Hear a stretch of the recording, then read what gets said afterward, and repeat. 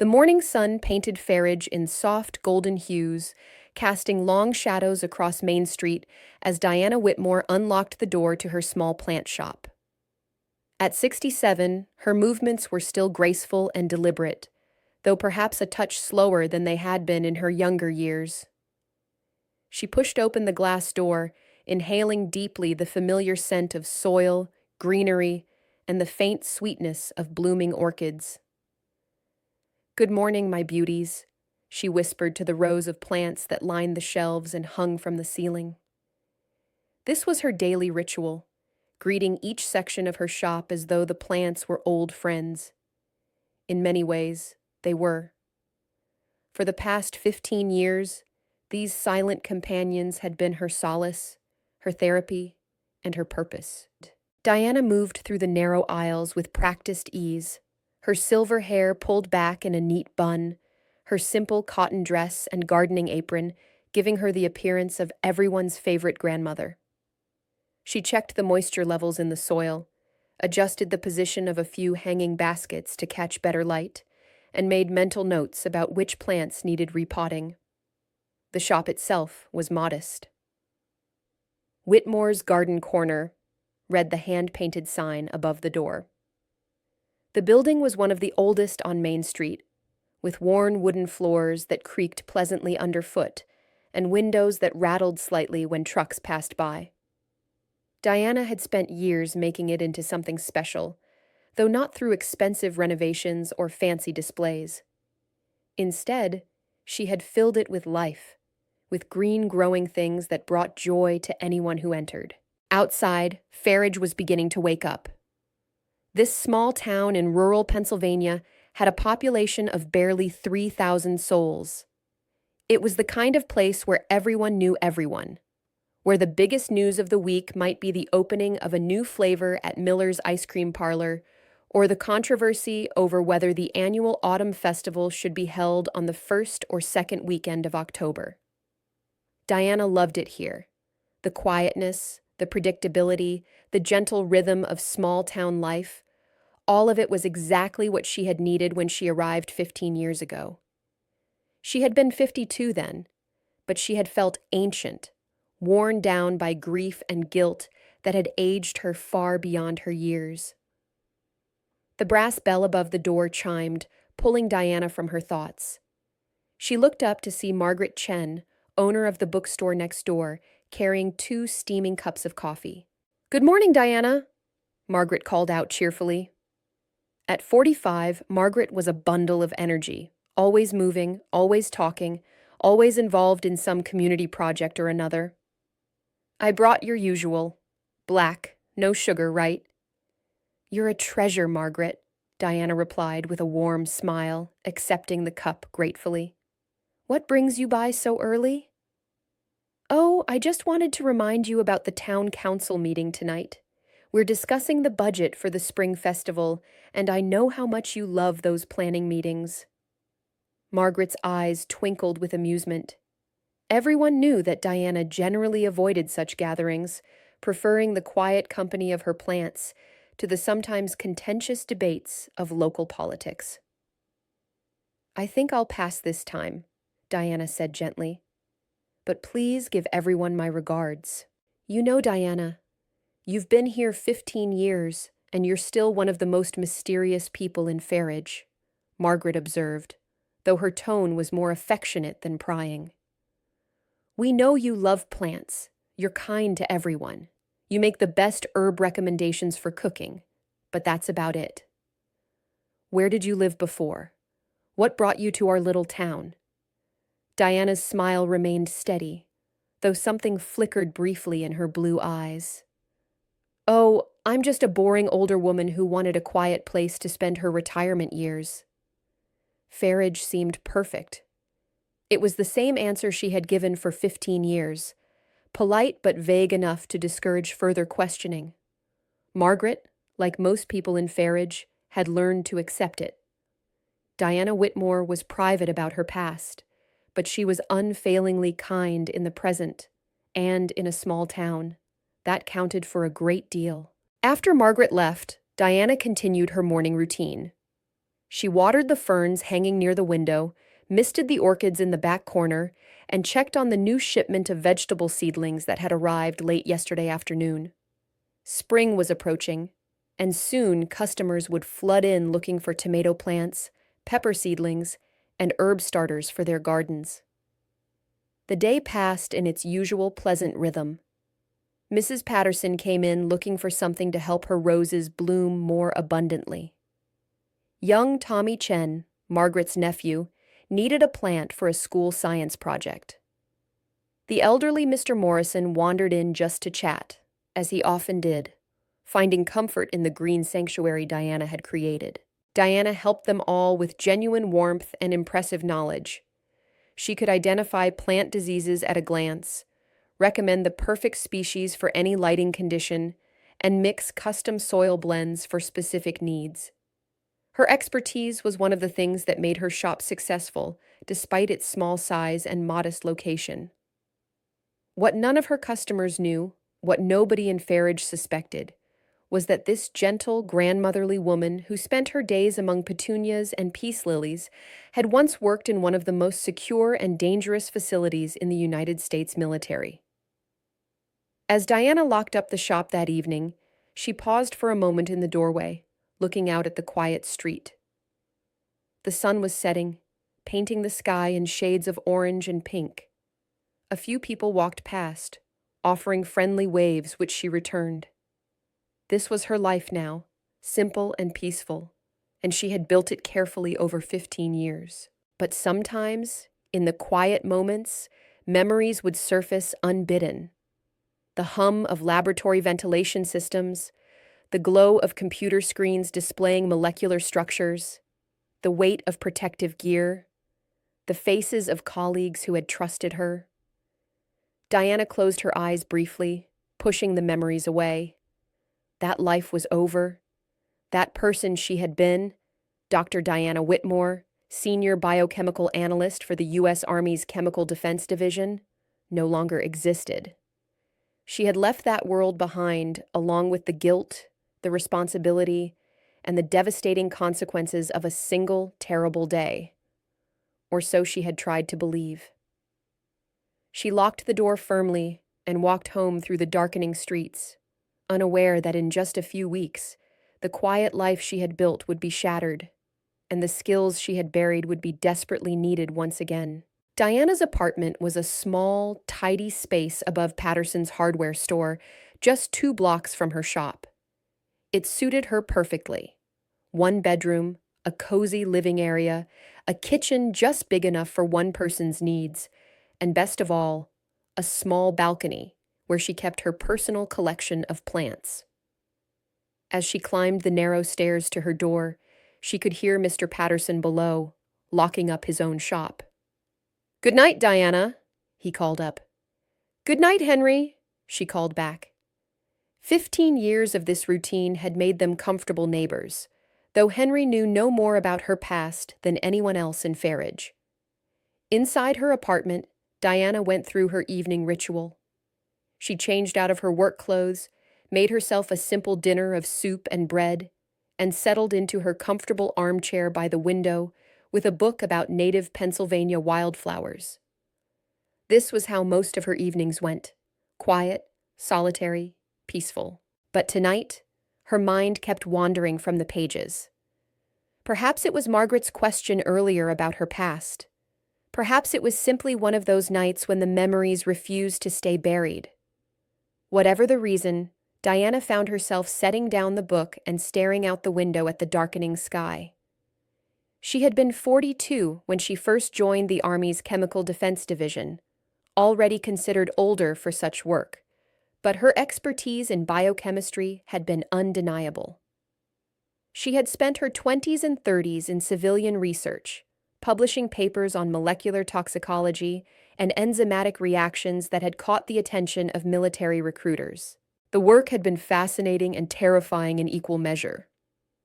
The Chemical Defense Division's mission was to understand toxic substances, not to create weapons, but to defend against them. Diana and her colleagues studied nerve agents, biological toxins, industrial poisons, and emerging chemical threats. They developed detection methods, antidotes, and protective protocols that could save lives. Diana had loved the work.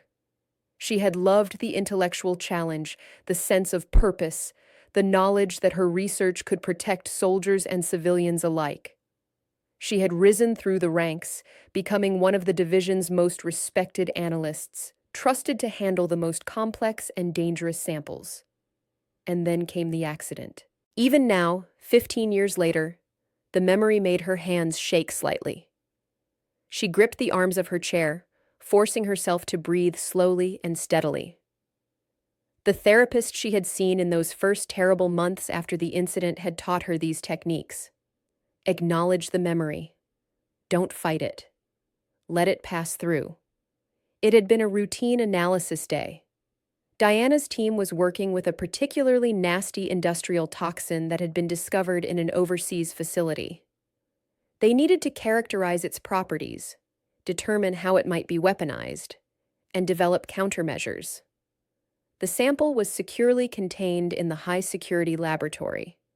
All protocols were being followed, and Diana's team of 3 junior analysts were doing excellent work. The ventilation system failed at 2:47 p.m. on a Tuesday afternoon in March. The failure itself was a cascade of improbable malfunctions. A backup generator that should have kicked in didn't. A safety seal that should have held didn't. An alarm that should have sounded didn't. Later investigations would find fault in maintenance schedules, equipment specifications, and oversight procedures. But none of that mattered to Diana. She had been the senior analyst. She had been responsible. The toxin, normally safely contained, had been released into the laboratory air. Diana, working in the adjacent observation room, had been protected. Her 3 team members had not been so fortunate. They survived. That was what Diana had to remind herself on the darkest nights. They survived. But Jeremy had permanent respiratory damage that ended his career and left him dependent on oxygen support. Catherine had neurological effects that caused tremors and memory issues. Tom had chemical burns to his lungs that would plague him for the rest of his life. They survived, but their lives were forever changed, and Diana could not forgive herself. She had resigned immediately. The army had tried to convince her to stay, pointing out that the investigation had found numerous systemic failures beyond her control. But Diana had refused. How could she continue working in that field, making decisions about toxic substances, when her judgment had already failed so catastrophically? At 52, she had walked away from a distinguished career, from work she loved, from colleagues who respected her. She had taken her savings, her military pension, and her unbearable guilt, and disappeared to the smallest, quietest place she could find. Farage had been almost accidental. She had been driving through Pennsylvania, not really looking for anything specific, when her car had broken down on the highway near town. While waiting for repairs, she had walked through Farage's downtown, struck by its peaceful atmosphere and the genuine friendliness of its residents. When she noticed the small shop for rent on Main Street, something had shifted inside her.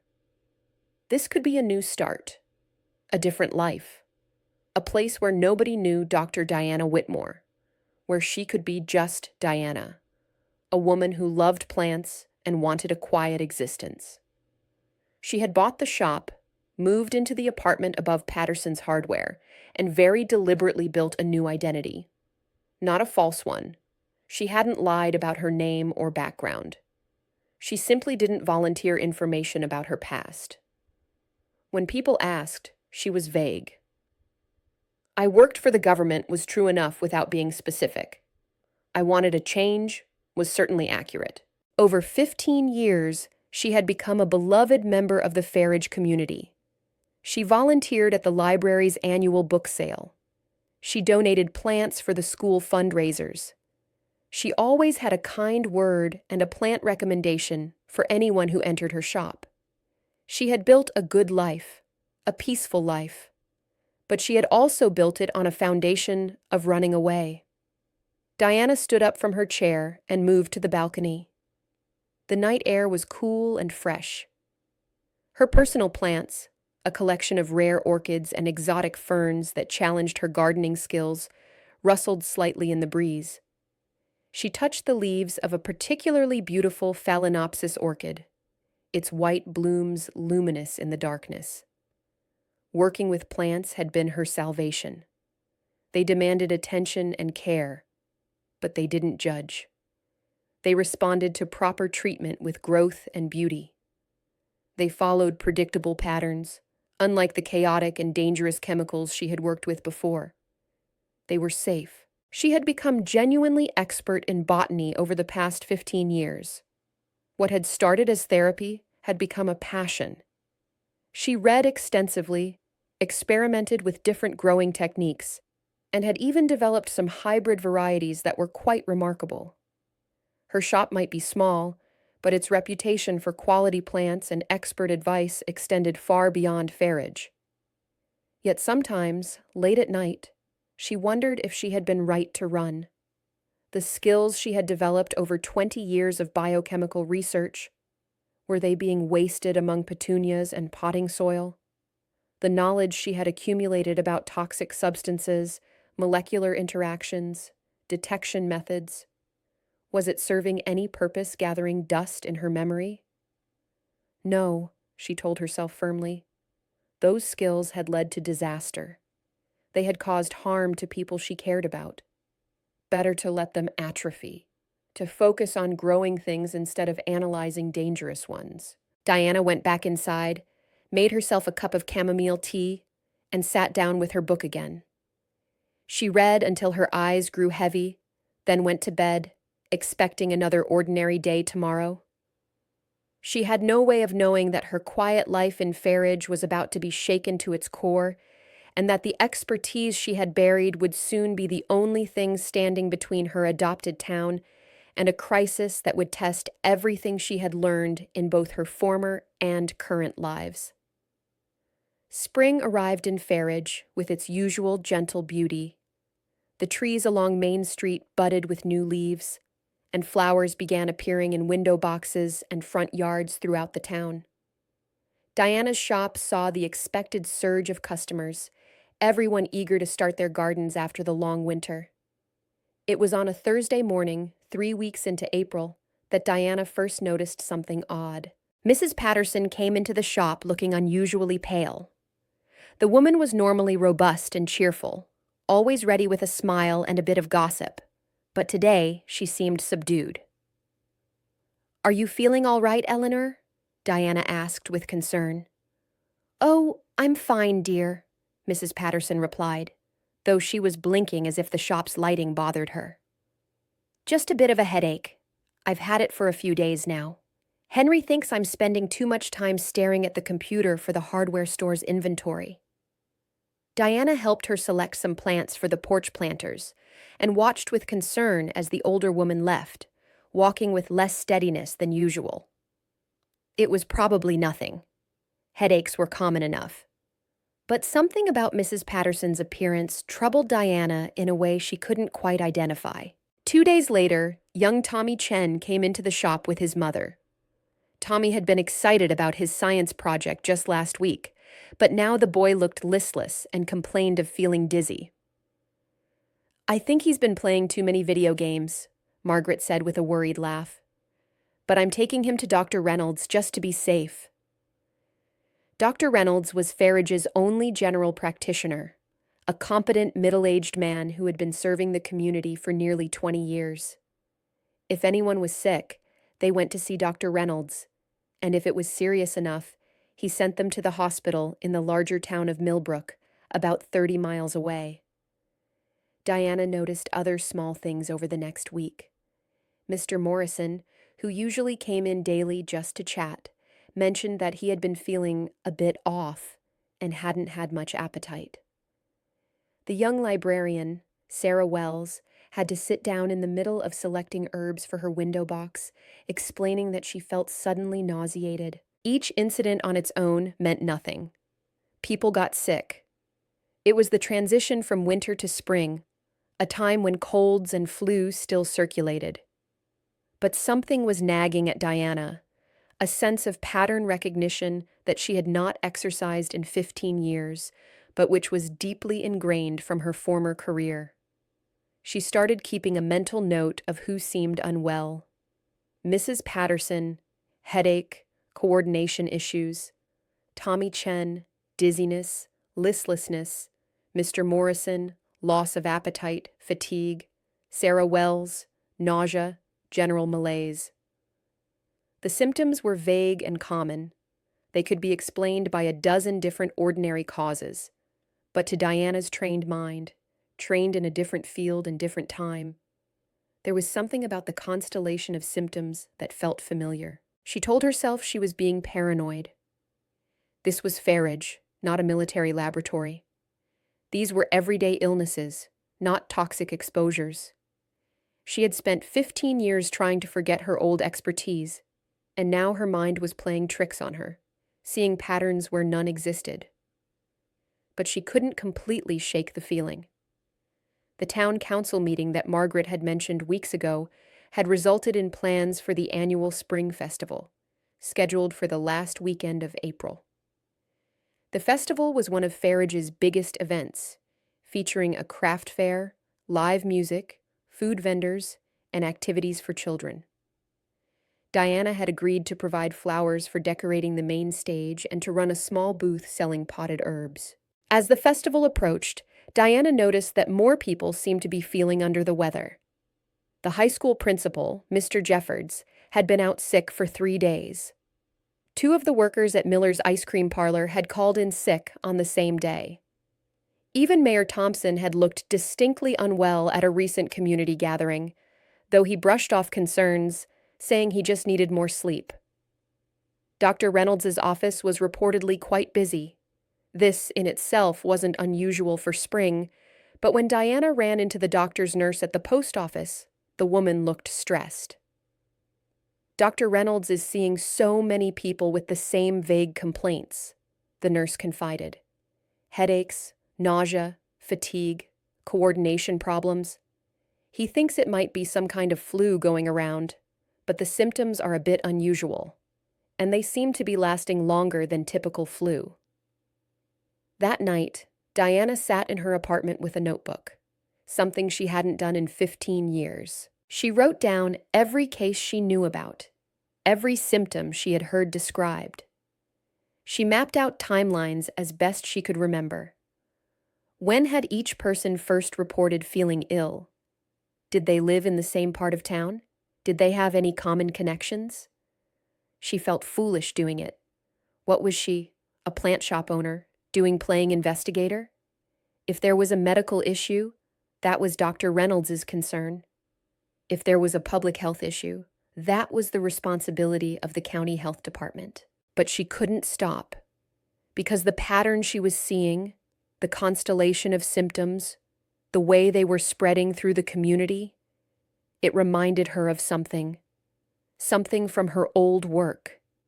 It reminded her of low-level toxic exposure. The thought was almost laughable. Farage was a small agricultural town in rural Pennsylvania. There were no chemical plants, no industrial facilities, no military installations. The biggest businesses in town were the grain mill and the dairy processing plant, both of which had been operating safely for decades. Where would toxic exposure come from? Diana closed her notebook and told herself to stop this nonsense. She was seeing shadows where none existed. Tomorrow was Friday, the day before the spring festival setup would begin, and she needed to focus on preparing her herb plants for sale, not on conspiracy theories born from an overactive imagination and a guilty conscience. But as she lay in bed that night, she couldn't stop thinking about Jeremy's tremors, Catherine's memory problems, Tom's damaged lungs. She couldn't stop remembering what toxic exposure looked like, how it manifested, how easily it could be mistaken for common illness in its early stages. She told herself she was wrong. She had to be wrong. She desperately wanted to be wrong. As the festival approached, Diana noticed that more people seemed to be feeling under the weather. The high school principal, Mr. Jeffords, had been out sick for 3 days. Two of the workers at Miller's ice cream parlor had called in sick on the same day. Even Mayor Thompson had looked distinctly unwell at a recent community gathering, though he brushed off concerns, saying he just needed more sleep. Dr. Reynolds's office was reportedly quite busy. This in itself wasn't unusual for spring, but when Diana ran into the doctor's nurse at the post office, the woman looked stressed. The spring festival dawned with perfect weather, sunny, warm, but not hot, with a gentle breeze that made the colorful banners strung across Main Street flutter cheerfully. Diana arrived early at the town square where the festival was being held, her small pickup truck loaded with pots of herbs, basil, rosemary, thyme, lavender, and mint, all perfect for kitchen gardens. The town square was really more of a park, a large grassy area at the center of Farage surrounded by old oak trees. The gazebo at its center had been decorated with the flowers Diana had provided, bright splashes of color that complemented the white painted wood. Vendors were setting up booths in neat rows, while volunteers arranged tables and chairs for the afternoon's pie-eating contest. "Diana, over here!" Margaret called out, waving from the booth she was setting up for the library's book sale. "Your spot is right next to mine. I made sure of it." Diana smiled and began unloading her plants. Margaret helped, chattering happily about the expected turnout and the various activities planned for the day. As they worked, Diana observed the other vendors and volunteers arriving. She noticed immediately that several people who should have been there were absent. Mr. Jeffords, who usually helped coordinate the children's activities, had sent a substitute because he was still feeling unwell. One of the food vendors had canceled entirely due to illness, and Mayor Thompson, who traditionally gave the opening speech to kick off the festival, looked distinctly pale and unsteady as he reviewed his notes near the gazebo. "Is the mayor feeling all right?" Diana asked Margaret quietly. Margaret glanced over and frowned. "I heard he's been under the weather for over a week now. Stubborn man won't take a break, though. You know how he is about the festival. Hasn't missed giving the opening speech in 20 years. By 10 o'clock, the festival was in full swing. Families streamed into the square, children running ahead of their parents, excited to try the various games and activities. The smell of barbecue and cotton candy filled the air. Music from a local band floated across the park. Diana's herb booth did steady business. She enjoyed talking to customers about the different varieties, offering tips on care and culinary uses. It was exactly the kind of gentle, pleasant interaction she loved about her life in Farage. But she couldn't help noticing things. A woman buying lavender mentioned that she had been having terrible headaches and hoped the plant's scent might help. A teenager looking at the mint plant seemed unusually tired, leaning heavily against the booth table. An elderly man purchasing rosemary complained that food didn't taste right to him anymore, so maybe fresh herbs would help. Each comment, each observation, added to the growing unease in Diana's mind. At noon, Mayor Thompson climbed the steps of the gazebo to give his speech. Diana watched from her booth as the man gripped the railing, his knuckles white. His voice, usually strong and confident, wavered slightly as he welcomed everyone to the festival. Halfway through the speech, the mayor stumbled over his words. He blinked, shook his head as if trying to clear it, and reached out to steady himself. For a moment, Diana thought he might fall.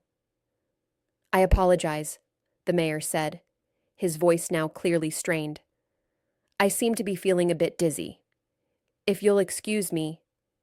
He started to descend the gazebo steps, but his coordination was off. His foot missed the step, and he pitched forward with a cry of alarm. Several people rushed forward, catching him before he could fall badly. Diana left her booth and hurried over, her heart pounding.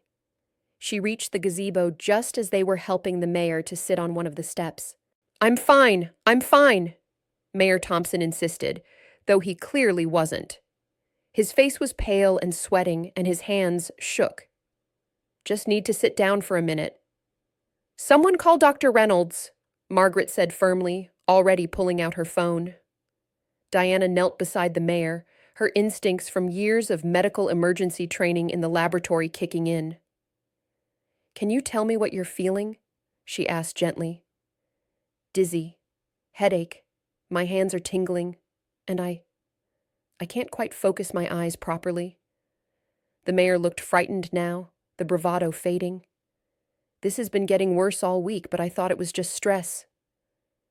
Diana's mind raced. Dizziness, headache, paresthesia, tingling sensations, visual disturbances, all symptoms that had been reported by others in town, but now acute enough to cause collapse.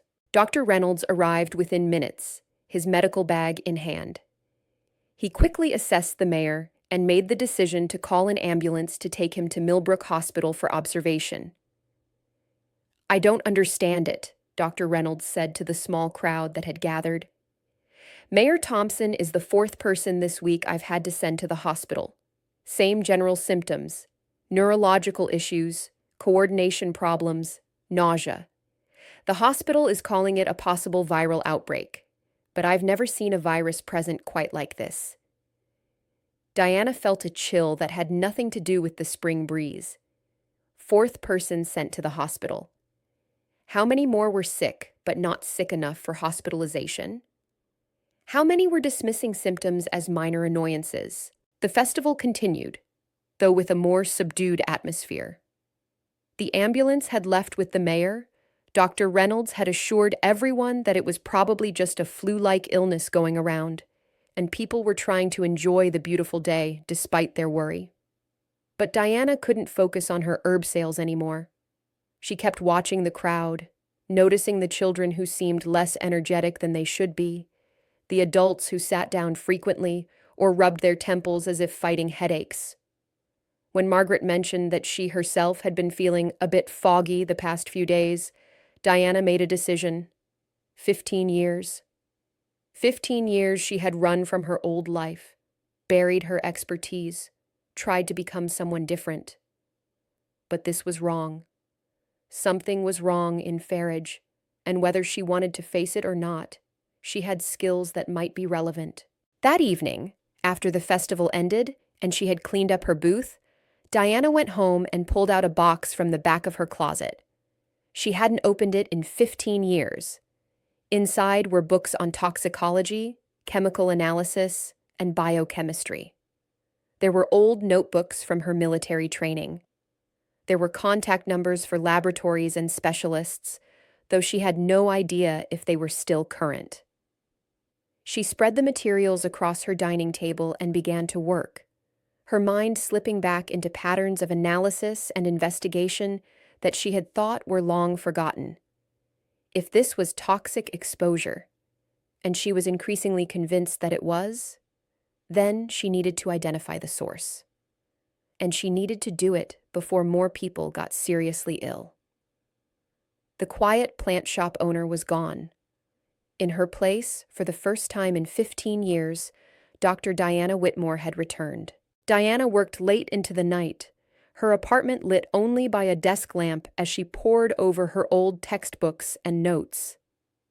15 years had passed, but the knowledge came back more easily than she had expected. Toxicology was like a language she had once spoken fluently. The grammar and vocabulary were still there, waiting to be recalled. She started with the symptoms she had observed and documented: headaches, dizziness, nausea, fatigue, coordination problems, tingling sensations, visual disturbances. These could indicate many things, but the combination suggested neurological involvement. What toxins affected the nervous system in this particular way? The list was long. Heavy metals like lead or mercury, certain pesticides, particularly organophosphates, volatile organic compounds from industrial solvents, carbon monoxide. The possibilities were numerous, and without proper testing equipment, she couldn't narrow them down through chemical analysis. But she could narrow them down through epidemiology, the pattern of who was getting sick and where they lived. Diana pulled out a map of Farage that she had found in one of her desk drawers, a tourist map from the Chamber of Commerce showing all the streets and major landmarks. She began marking locations with different colored pens: red for people she knew had gone to the hospital, yellow for people who had reported significant symptoms, blue for people who mentioned mild symptoms. By 2 in the morning, a pattern began to emerge. The markers weren't random. They clustered in certain areas of town. The highest concentration was in the northern section of Farage, near Maple Street and Oak Avenue. But there were also cases scattered throughout other neighborhoods, suggesting either multiple sources or a widespread contamination. What did the northern section have in common? Diana thought about the area: mostly residential homes, a few small shops, the elementary school. There was also the old Miller grain mill, though it had been closed for years. And beyond that? Diana stopped, her pen hovering over the map. Beyond the grain mill, at the very edge of town, there was the old Harrison industrial site. She remembered hearing about it when she first moved to Farage. In the 1970s and 80s, the site had housed a small chemical manufacturing plant that produced industrial solvents and cleaning agents. It had closed down in the early 1990s due to stricter environmental regulations and competition from larger facilities. The buildings had been demolished, but the land had never been redeveloped. Could there be contamination from the old industrial site? But that had been closed for over 30 years. Why would it suddenly start affecting people now? Diana rubbed her tired eyes and forced herself to think systematically. Environmental contamination didn't suddenly appear out of nowhere. If the old Harrison site was the source, something must have changed recently to expose or spread whatever was there. She needed more information. Today, she corrected herself, noticing that it was now past 3 in the morning. She would start asking questions. Quietly, carefully, without alarming people or revealing too much about her own background. Diana finally allowed herself to sleep for a few hours, though her dreams were troubled. She kept seeing faces: Jeremy, Catherine, Tom, overlaid with the faces of her Farage friends and neighbors. She kept hearing alarms that didn't sound, seeing safety seals that didn't hold. She woke with a start at 7, sunlight streaming through her bedroom window. Sunday. The shop would be closed today, which meant she had time to investigate. After a quick breakfast, Diana walked through Farage with a new purpose. She wasn't just a resident taking a morning stroll. She was a trained analyst gathering data. She paid attention to the drainage patterns in the streets, noting where water would flow during rain. She observed the direction of the prevailing winds. She noted the locations of wells and municipal water connections. Farage had a mixed water system. The downtown area and newer developments used the municipal water supply, which came from a treatment plant fed by the Farage Reservoir. But many of the older homes, particularly in the northern section, still used private wells. Wells. That could be a connection. If there was contamination in the groundwater, it would affect well water first. Diana walked to the public library, which opened at noon on Sundays. Sarah Wells, the young librarian who had felt ill at Diana's shop, greeted her with a wan smile. "How are you feeling, Sarah?" Diana asked with genuine concern. "A bit better today, actually," Sarah replied. "Though I've been pretty miserable all week. Dr. Reynolds thinks it's some kind of flu." Diana browsed the library's local history section, finding what she was looking for: a book on Farage's development and industry. She sat in a quiet corner and read about the Harrison industrial site. The facility had manufactured industrial degreasers and solvents from 1972 to 1991. During its operation, there had been several small spills and minor violations of environmental regulations. When it closed, there had been a basic cleanup, but the standards in the early 1990s were less stringent than they would become later. The book mentioned that soil samples had shown some contamination, but it was deemed not immediately hazardous at the time. Not immediately hazardous. That phrase made Diana's skin prickle. It didn't mean not hazardous at all. It meant the danger was long-term, chronic, something that might not show effects for years or decades. She pulled out her phone and did some careful internet searching. Modern environmental databases showed that the Harrison site had been listed as a potential concern by the EPA in 2008, but had never been prioritized for comprehensive remediation due to limited funding and the belief that the contamination was contained and stable. Contained and stable. But what if something had changed that? What if recent construction, or groundwater level changes, or some other factor had mobilized the old contamination and allowed it to spread? Diana needed to visit the site itself, but she would have to be careful. She couldn't just walk onto potentially contaminated land without protection. And she certainly couldn't do any kind of sampling without proper equipment and authorization. She returned home and spent the afternoon researching. She found technical reports about the Harrison site, historical weather patterns for the region, and recent construction permits issued by the town. One permit in particular caught her attention. Last November, a property developer had applied for permission to survey the land adjacent to the Harrison site for possible commercial development. November, 6 months ago. The survey work would have involved soil testing, possibly drilling. Had that activity somehow disturbed the contamination, allowing it to leach into the groundwater more actively? Diana made a timeline.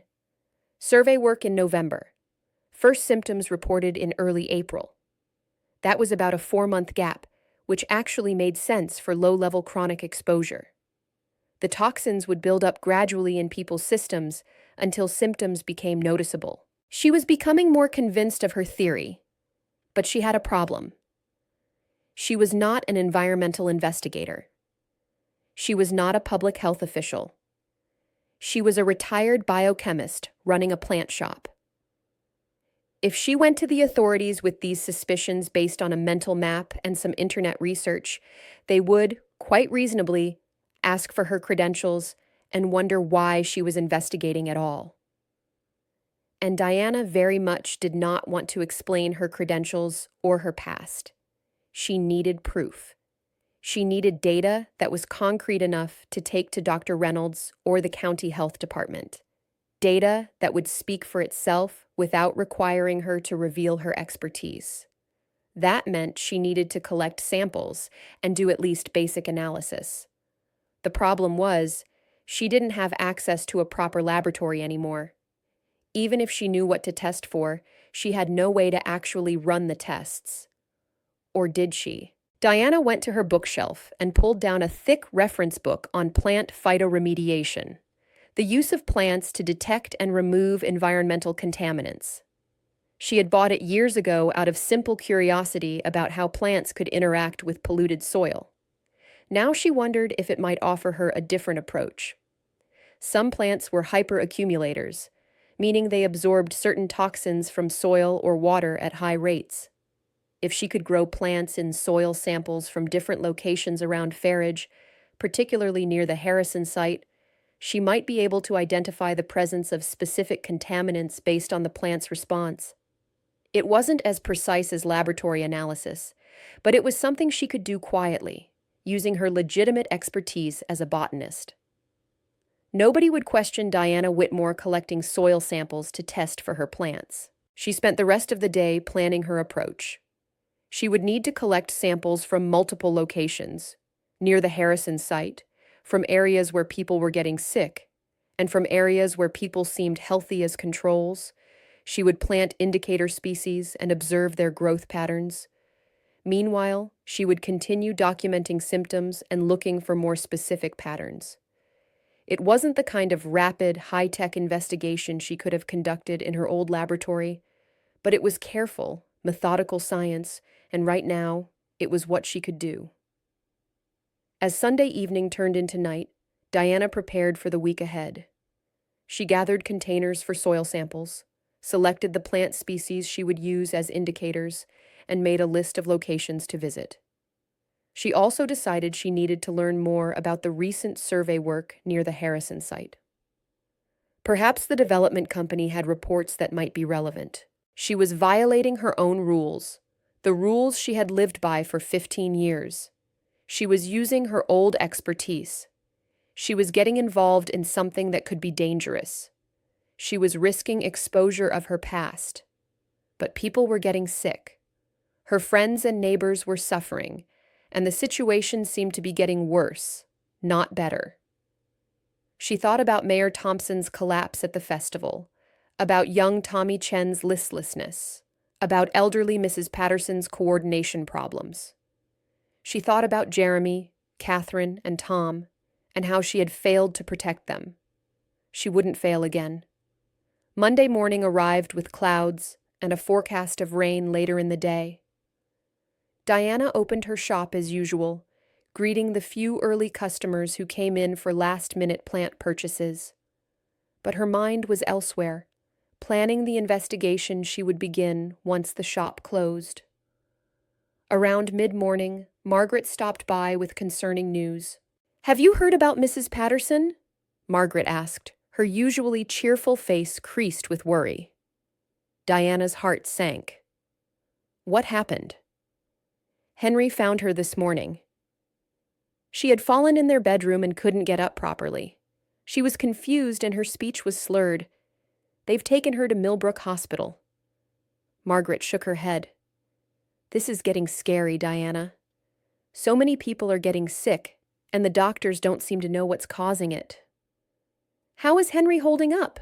Diana asked, though inside she was calculating. Mrs. Patterson lived on Maple Street, right in the northern section she had identified as a hot spot.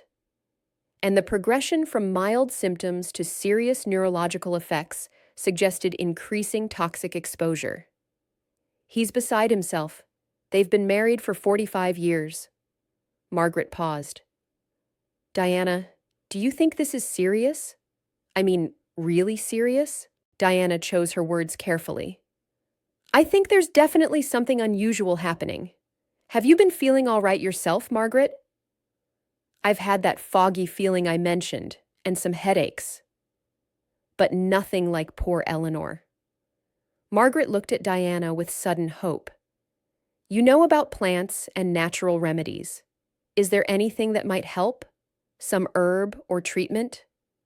It broke Diana's heart to shake her head. After Margaret left, Diana made a decision. She closed the shop early, hanging a sign that said, "Closed due to personal emergency." It wasn't entirely untrue. This was an emergency, even if most people didn't know it yet. She loaded her truck with sample containers, a small shovel, gloves, and her notebook. Then she drove to the northern section of Farridge, parking near the old Miller grain mill. The mill had been a Farridge landmark for decades, a tall brick building that had once processed grain from the surrounding farms.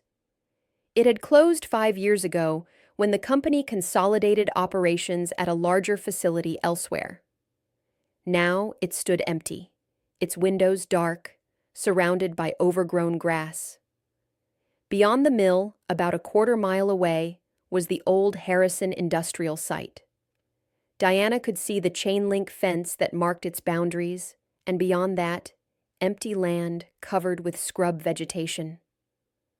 She walked to the edge of the Harrison property, staying outside the fence.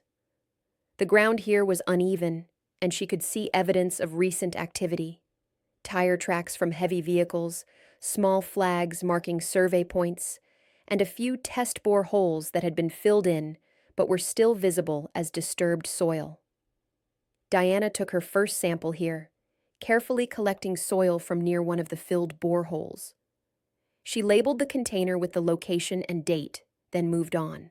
Over the next 2 hours, she collected samples from 15 different locations. She took samples from the area around the Harrison site, from several yards on Maple Street and Oak Avenue where residents had fallen ill, from the park near the elementary school, and from several locations in the southern part of town where fewer illness cases had been reported. She worked methodically, always wearing gloves, always noting exact locations. This was fieldwork, different from laboratory analysis, but still requiring precision and careful documentation. As she worked, she noticed the water drainage patterns more clearly.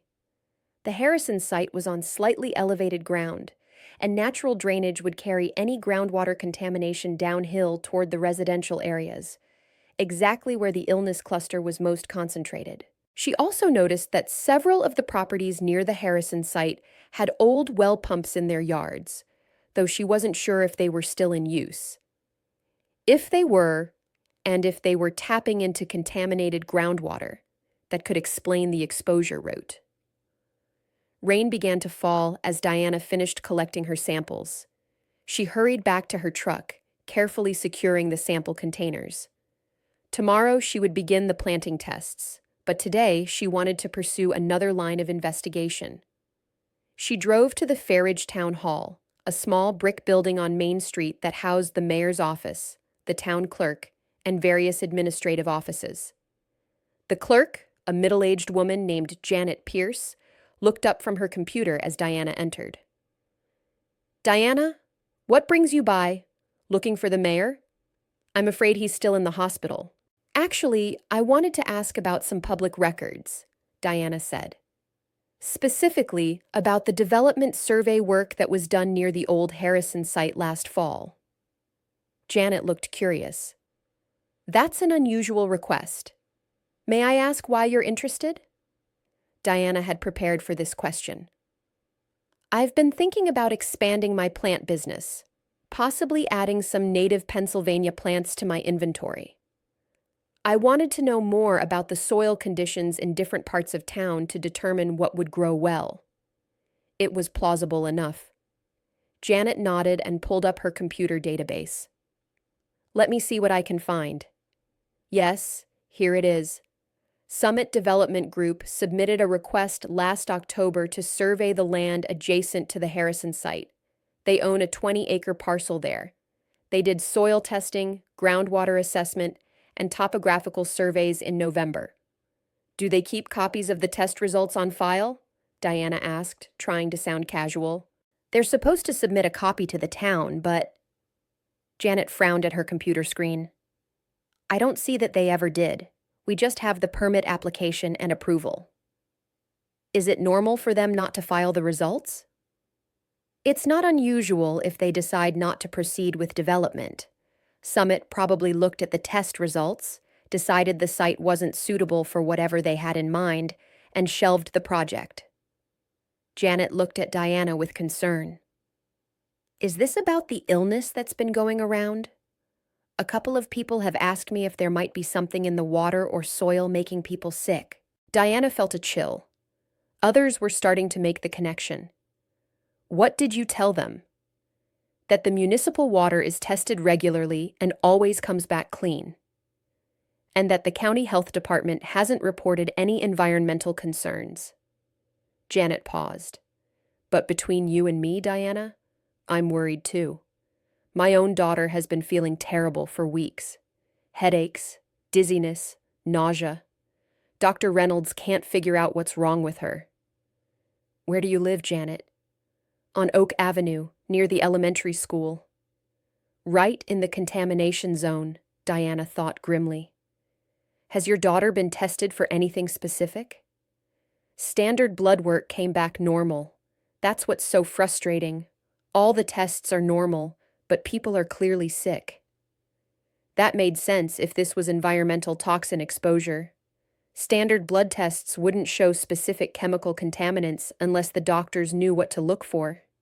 They would need specialized testing for heavy metals or organic compounds. Diana thanked Janet and left the town hall with more information, but also more concern.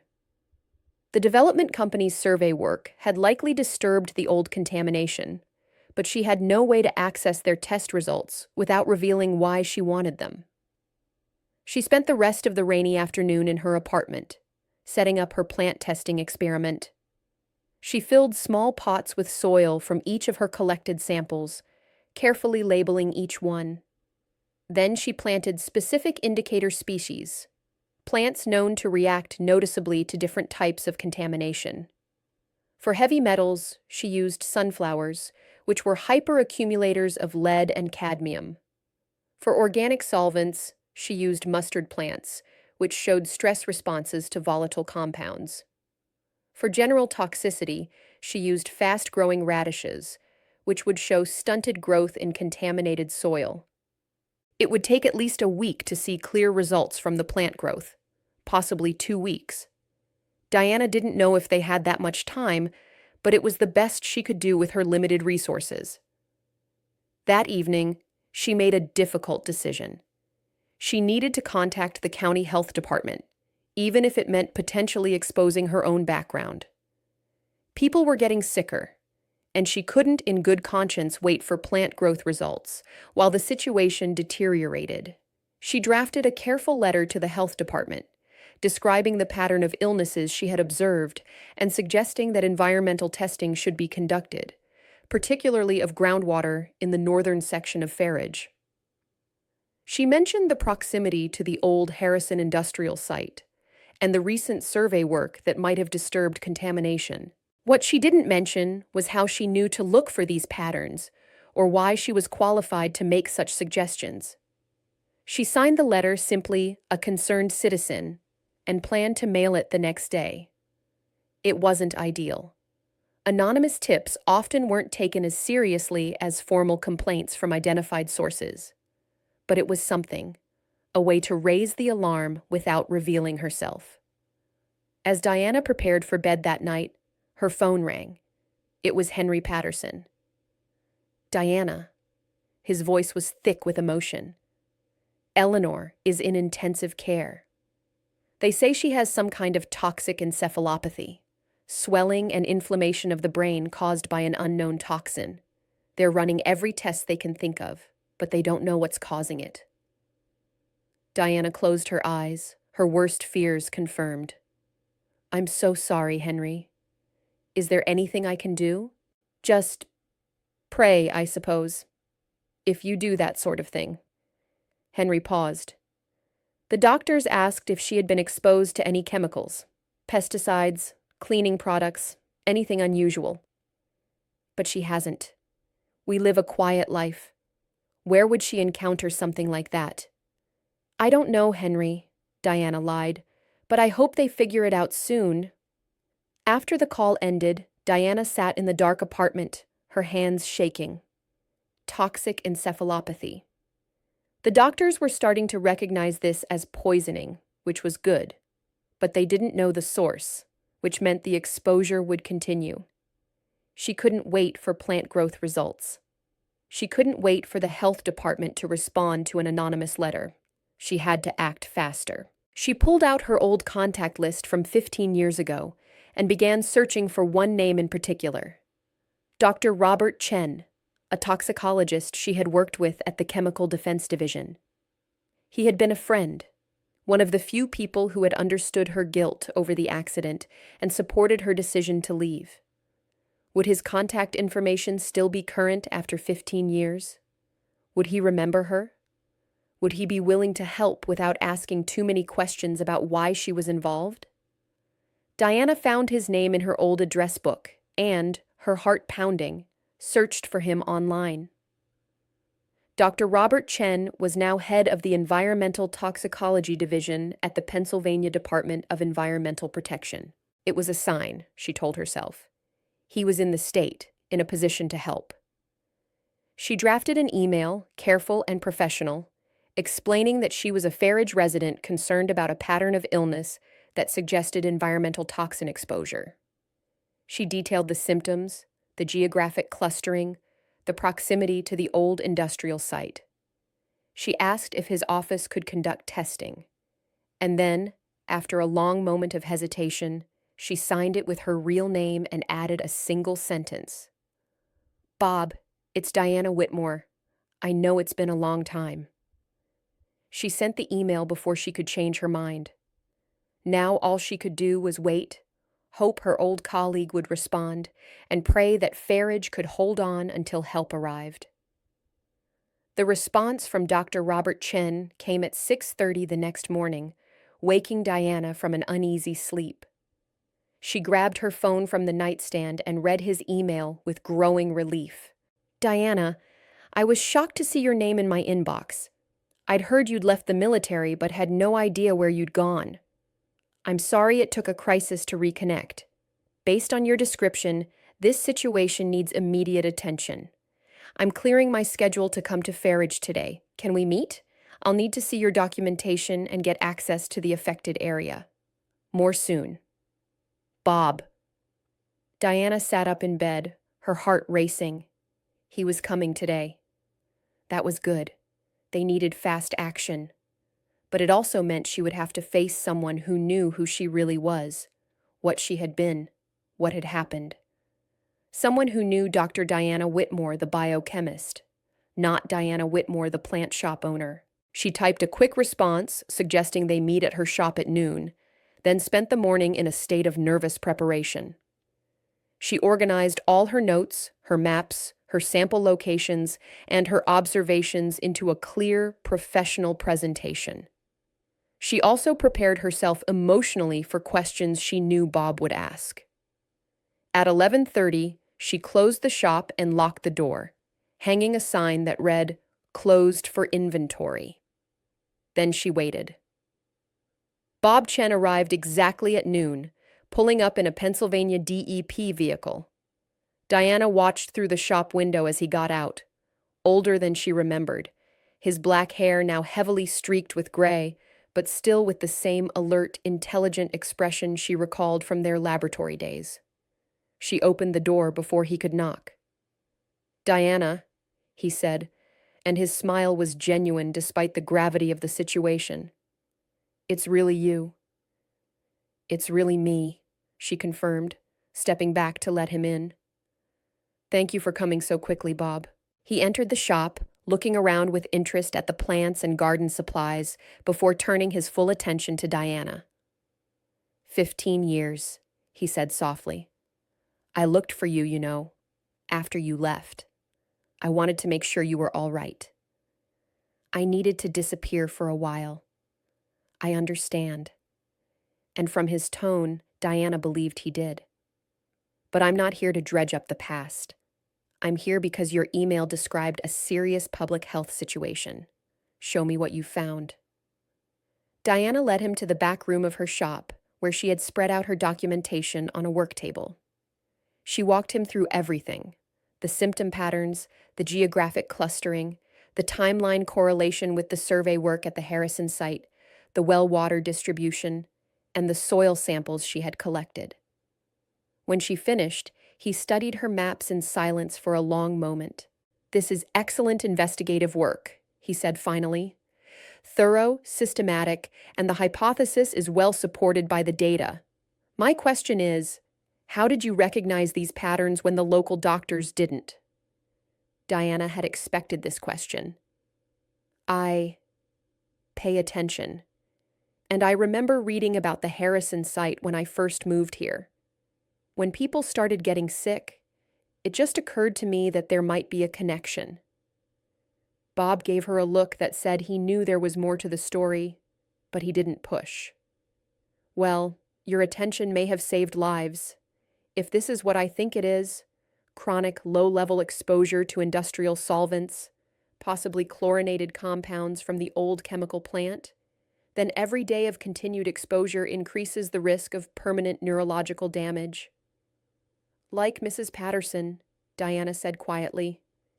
"She's in intensive care with toxic encephalopathy." "She won't be the last if we don't stop the exposure source," Bob said grimly. He pulled out his phone. "I need to make some calls. I'm going to get a rapid response team here by tomorrow morning. We'll test the groundwater, soil, and air quality.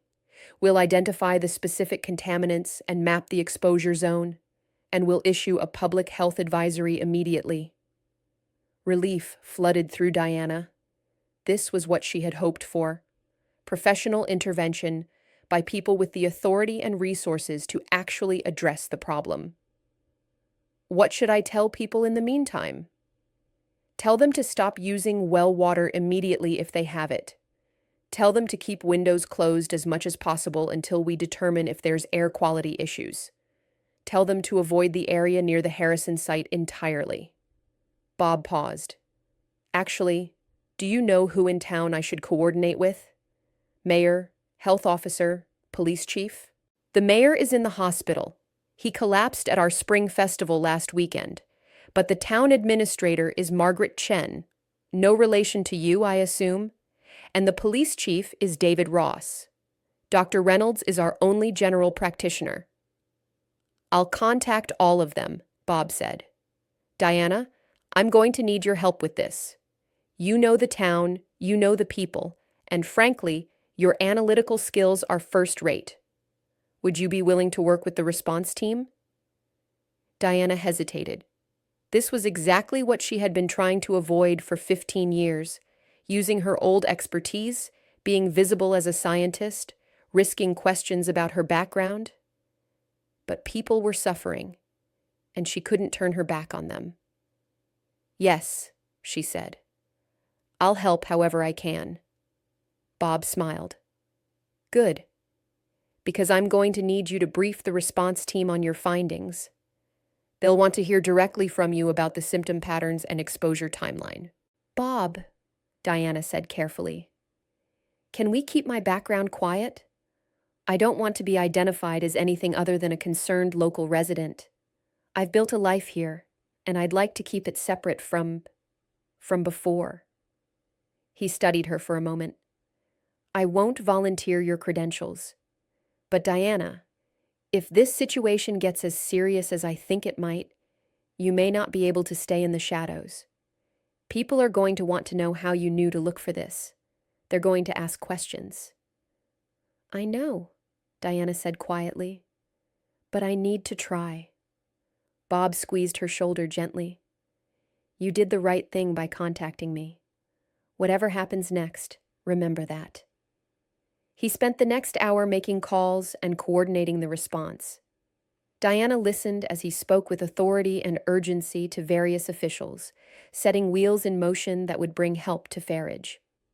When Margaret arrived at the shop later that afternoon, summoned by Bob's call, she looked between Diana and Bob with confusion. Diana? What's going on? This man from the DEP says there's an environmental crisis and that you're the one who identified it? Diana took a deep breath. Margaret, I think the illness that's been spreading through town is being caused by contamination from the old Harrison industrial site. I noticed patterns in who was getting sick and where they lived, and I contacted the Environmental Protection Office.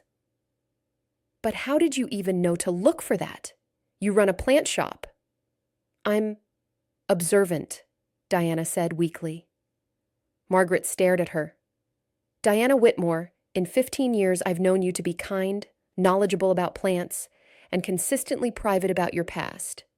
But this, she gestured at the maps and documentation.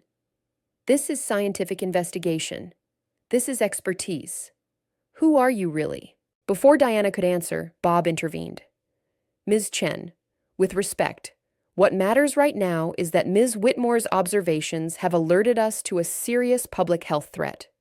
We need to focus on protecting Farage's residents. Ms. Whitmore's background is her own business. Margaret looked like she wanted to argue, but the mention of public health threat brought her back to the immediate crisis. What do we need to do? Bob outlined the situation and the immediate steps being taken. Margaret's face grew pale as she understood the scope of the problem. I need to notify the town council, she said. And we need to get the word out to residents about not using well water. Diana, I'm going to need your help with this. People know and trust you. If you tell them this is serious, they'll listen. And so, Diana found herself doing exactly what she had hoped to avoid, becoming the public face of the crisis. Over the next few hours, she helped draft an emergency notification that would go out to all Farage residents. She made calls to people she knew who had well water, warning them to stop using it immediately. She answered questions from concerned neighbors who had heard something was wrong. With every interaction, she could see the questions in people's eyes. How did Quiet Diana, the plant shop owner, know so much about toxic contamination? Why was she working so closely with the environmental protection officials? What wasn't she telling them? Dr. Reynolds was particularly puzzled when Bob contacted him about the situation. "Ms. Whitmore," he said when he called Diana later that evening, "I'm grateful that you alerted the authorities to this problem. But I have to ask, how did you make the connection between the illness patterns and environmental contamination? That's quite sophisticated epidemiological analysis."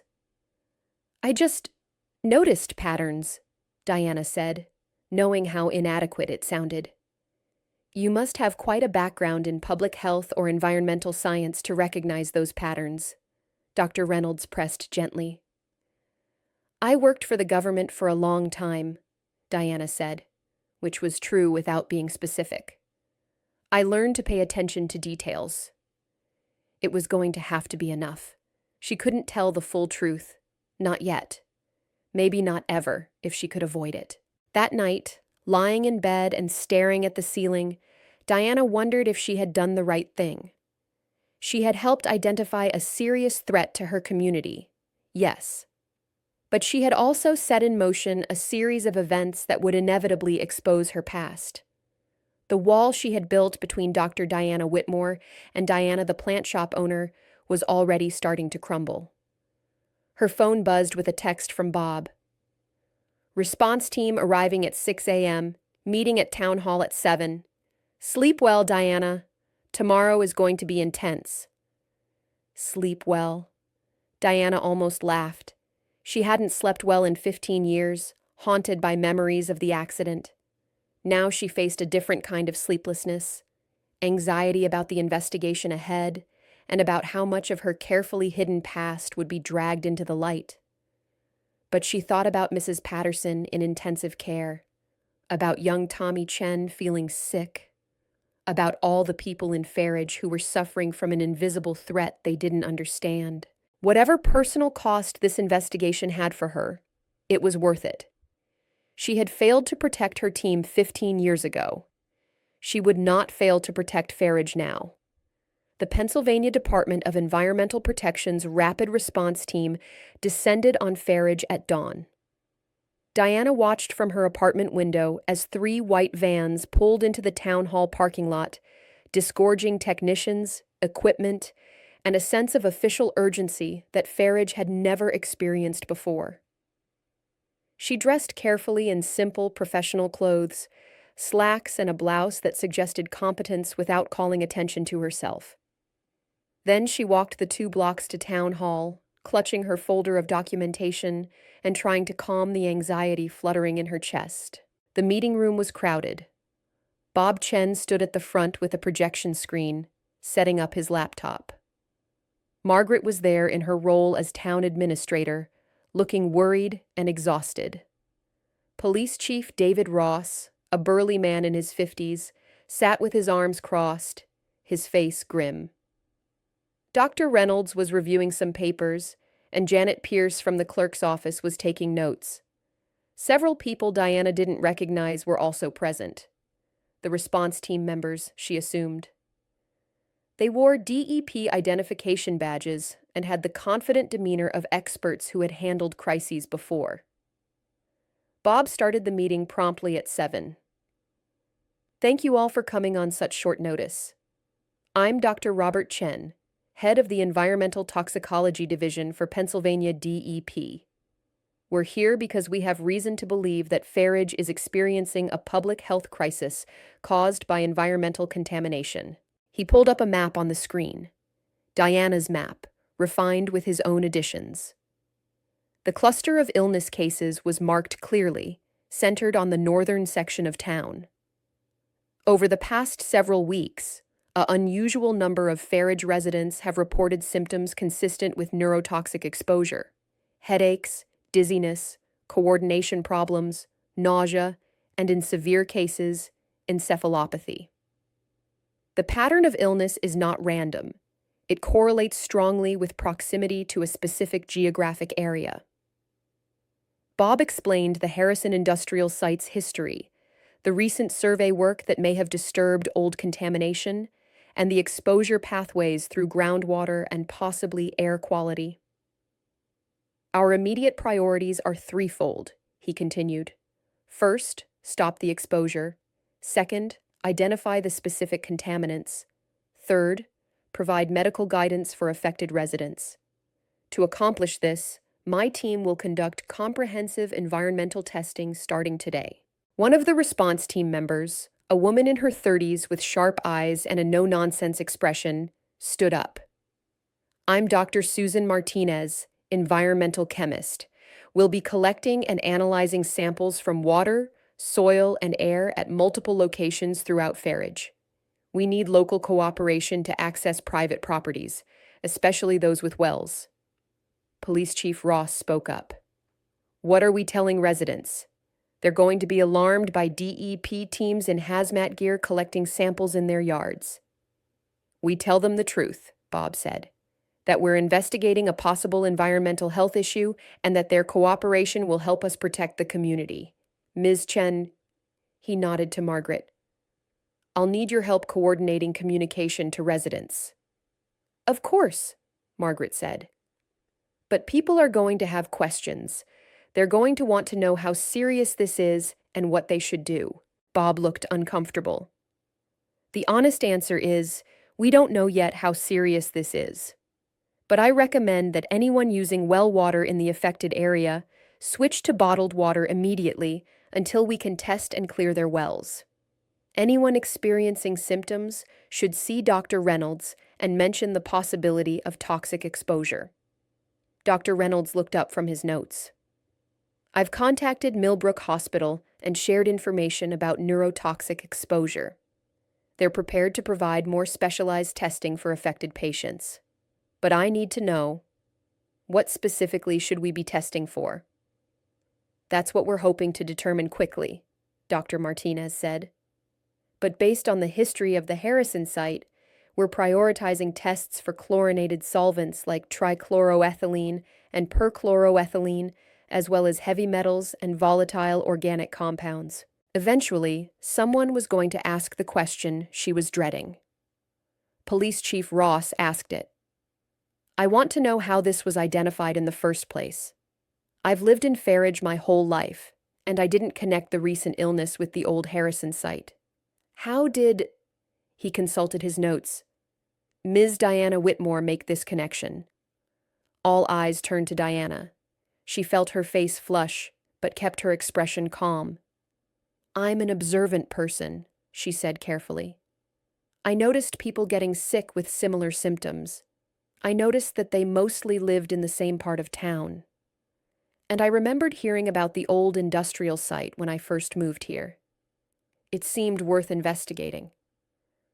That's quite observant, Chief Ross said, not unkindly, but clearly skeptical. Most people wouldn't have the knowledge to recognize toxic exposure patterns. Bob intervened smoothly. Ms. Whitmore has a background in science and brought her concerns to my office with well-documented evidence. That's what matters. Her observations have given us a critical head start in addressing this situation. What kind of science background? Chief Ross persisted. Diana hesitated, then decided on a careful, partial truth. I worked for many years in research. I prefer not to discuss the details, but I have some relevant training. Margaret was staring at Diana with an expression Diana couldn't quite read.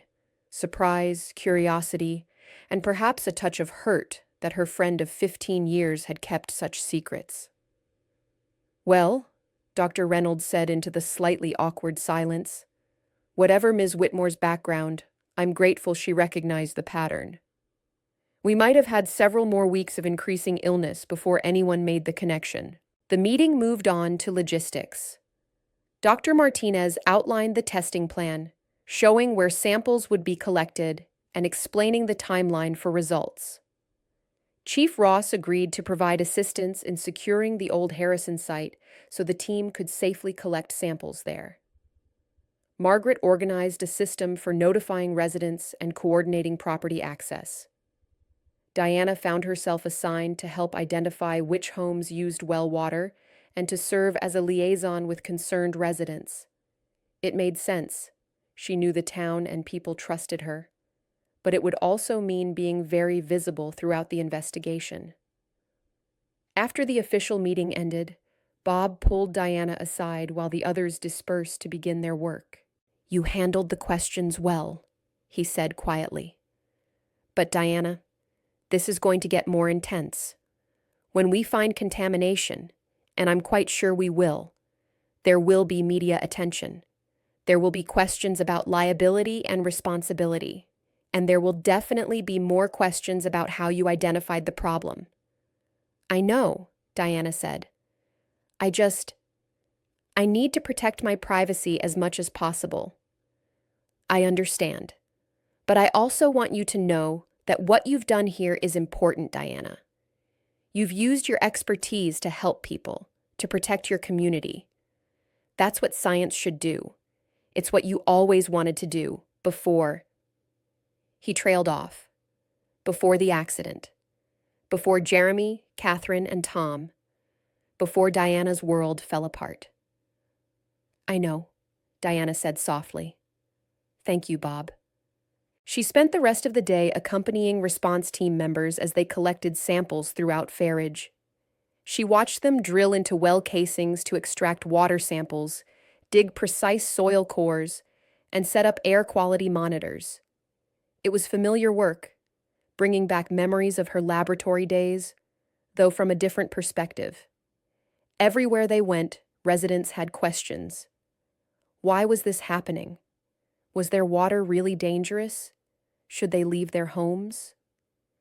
Diana did her best to answer calmly and reassuringly, though she didn't always have answers herself. Mrs. Harriet Foster, who lived 2 houses down from the old grain mill, was particularly distressed. "I've lived here for 35 years," she said, watching the team collect samples from her well. "I've been drinking this water all that time. Are you telling me it's been poisoning me?" "We don't know yet," Diana said gently. "That's what the testing will tell us. But whatever the results show, the important thing is that we're addressing it now." "But what if I'm already sick? What if the damage is already done?" Diana didn't have a good answer for that. Some toxic exposure damage was reversible if caught early. Some wasn't. It depended on the specific contaminants, the exposure levels, the duration, and individual health factors. By late afternoon, Diana was exhausted, emotionally more than physically. She had spoken to dozens of worried residents, had revisited the old Harrison site to help the team understand the geography, and had watched soil samples being carefully sealed and labeled for laboratory analysis. She was walking back to her shop when she saw Henry Patterson standing outside his closed hardware store, staring blankly at nothing. "Henry," Diana approached carefully. "How is Eleanor?" He turned to look at her, and Diana was shocked by how much he seemed to have aged in just a few days. "She's stable, they say, but they're not sure about long-term effects. The neurologist thinks there may be permanent brain damage." Diana felt tears prick her eyes. "I'm so sorry." "You know what's strange?" Henry said. "Everyone's talking about how you're the one who figured out what was making people sick. Diana, the quiet plant shop lady. Who would have thought?" He looked at her with red-rimmed eyes. "Why didn't you say something sooner? Maybe if you'd recognized it earlier, Eleanor wouldn't be in intensive care."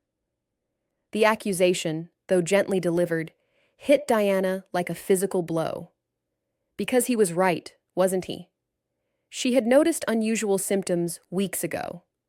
She had started suspecting environmental causes more than a week ago. But she had been cautious, investigating quietly, not wanting to reveal herself or raise false alarms. How much of that caution was about protecting public health, and how much was about protecting her own privacy? "I'm sorry, Henry," she said, because what else could she say? "I should have acted faster." He shook his head. "I'm sorry, too. I shouldn't blame you. You're trying to help. I'm just... I'm angry and scared, and I don't know what to do."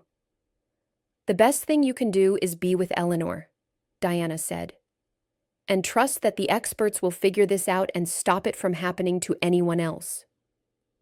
After Henry went back inside his store, Diana stood on the sidewalk for a long moment, his words echoing in her mind. Should have acted faster. Should have said something sooner. She had been paralyzed by fear. Fear of exposure. Fear of judgment. Fear of reliving the past. And that paralysis might have cost Eleanor Patterson her health, might have caused suffering that could have been prevented. It was the accident all over again.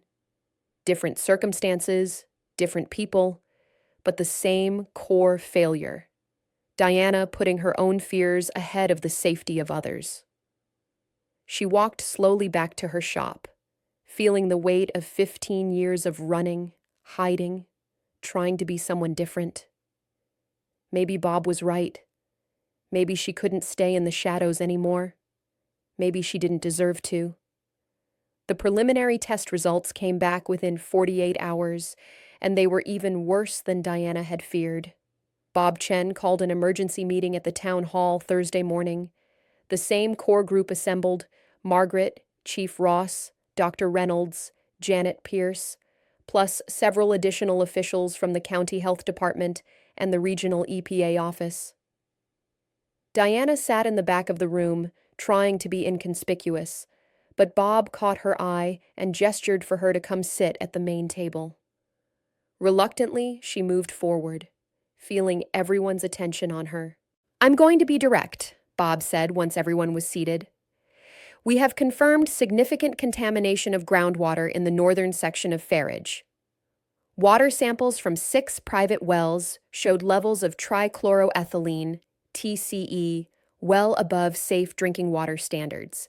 In some cases, 20 to 30 times above the EPA maximum contaminant level."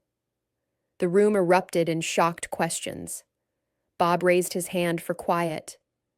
TCE is a chlorinated solvent that was widely used in industrial processes in the 1970s and 80s, including at the Harrison Chemical Facility. It's a known carcinogen and neurotoxin.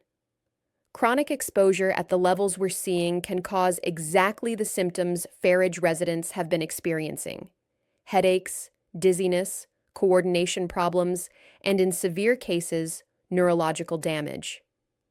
Dr. Reynolds spoke up, his face pale. "How many people are we talking about?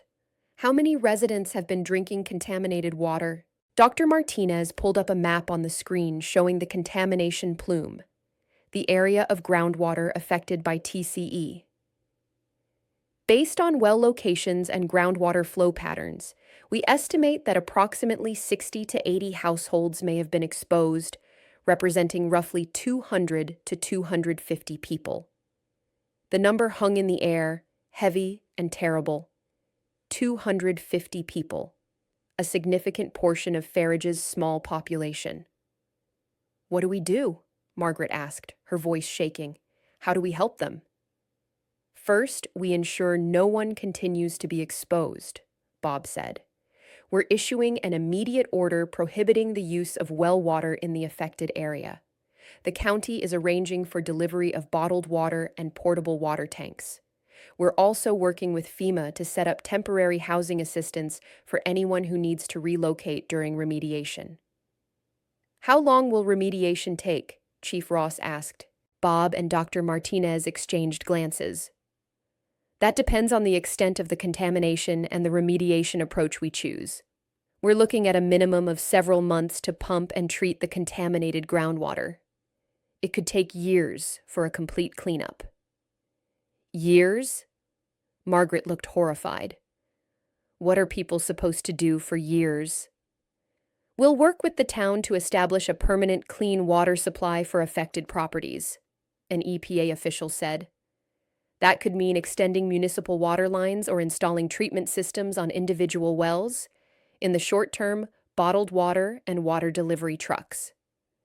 Diana sat quietly, processing the information. TCE contamination. She knew this chemical well from her military work. It was insidious, colorless, with a slightly sweet smell that most people wouldn't notice in water. It broke down slowly in the environment, persisting for decades, and it was indeed a potent neurotoxin. The symptoms Farage residents had been experiencing matched TCE exposure perfectly. Long-term exposure at high levels could cause liver and kidney damage, nervous system effects, and increased cancer risk. Eleanor Patterson's encephalopathy was a severe acute manifestation of TCE neurotoxicity. We need to discuss medical monitoring, Dr. Reynolds said.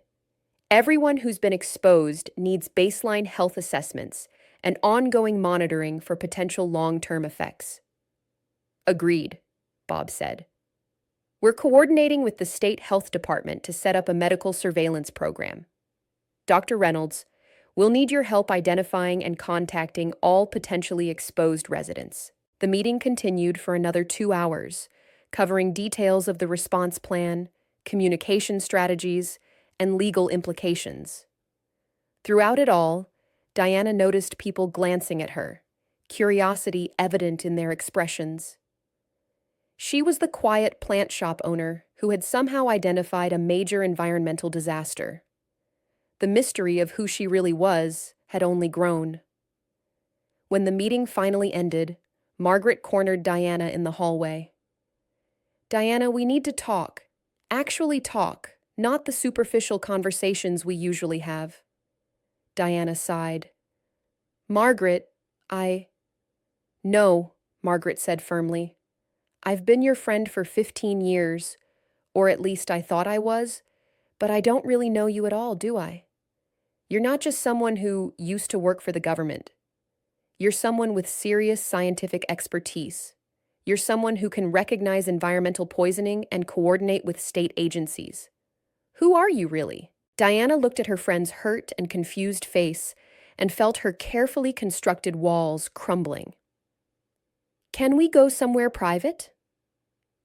They walked to Diana's shop. Diana unlocked the door and led Margaret to the back room, where her plants and documentation still covered the work table. She gestured for Margaret to sit, then stood for a moment, gathering her thoughts and courage. My name is Diana Whitmore. That part is true. And I'm 67 years old. But before I came to Farage, I was Dr. Diana Whitmore, Senior Biochemical Analyst for the U.S. Army's Chemical Defense Division. Margaret's eyes widened. Diana continued, the words coming faster now that she had started. I worked for 20 years analyzing toxic substances, nerve agents, industrial poisons, chemical threats. I was good at it. I loved the work. And then... She had to pause, the old pain still sharp. Then there was an accident in my laboratory, a system failure. 3 of my colleagues were seriously injured by toxic exposure. It was deemed not my fault, but I was the senior analyst. I was responsible. Oh, Diana, Margaret said softly. I couldn't continue after that. I resigned and left the military. I ended up in Farage by chance, and I decided to start over.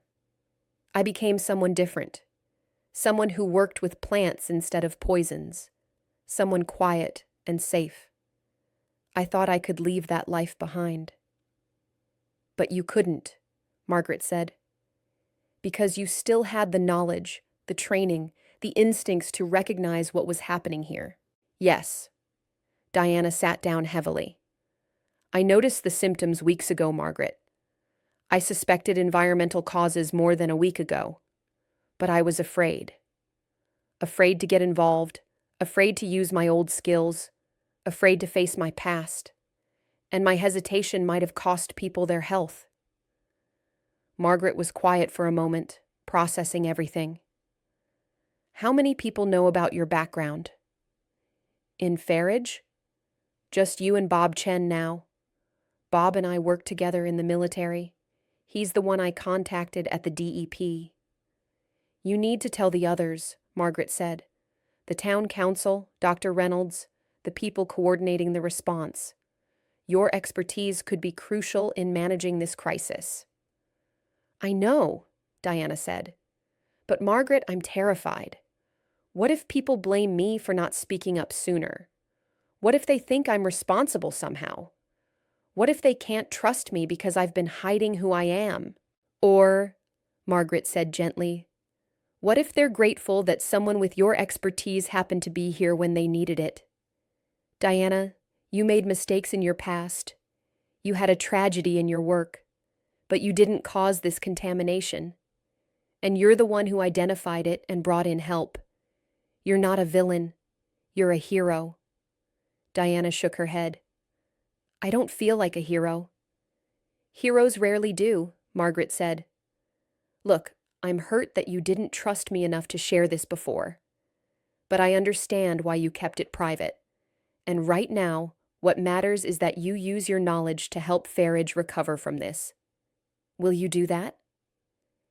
Diana met her friend's eyes and saw not judgment, but compassion and trust. Yes, she said. I'll help however I can. Good. Margaret stood up. Then let's start by having you brief the response team on what you know about TCE and its health effects. They need your expertise, Diana. Even if it scares you, they need it. Over the next few days, Diana found herself taking on a more prominent role in the response effort. Bob introduced her to the team as Dr. Whitmore, a toxicology consultant who has extensive experience with chemical contamination. He didn't specify her military background, and Diana was grateful for that small protection of her privacy. She briefed the medical team on TCE exposure symptoms and treatment approaches. She helped Dr. Martinez understand the likely contamination pathways and predict where other contamination hotspots might exist. She advised on risk communication strategies to help residents understand the threat without causing panic. It felt strange to be Dr. Whitmore again after 15 years of being just Diana. But it also felt right in a way she hadn't expected.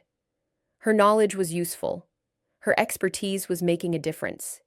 She was helping people. The community response was complex. Some people were indeed angry that the contamination hadn't been identified sooner. But more were grateful that it had been identified at all, before the situation became even worse. The local newspaper ran a story about the quiet resident whose observations led to the discovery of the contamination, though they respected Diana's request not to delve too deeply into her background. Still, word spread. Diana, the plant shop owner, was actually some kind of scientist. She had worked for the government in something involving chemicals. She had expertise that most people didn't understand, but clearly valued highly. Some people treated her differently after that, with more respect, or more caution, or more curiosity. Some, like Henry Patterson, were just grateful. He had visited Diana at her shop a few days after the contamination was announced.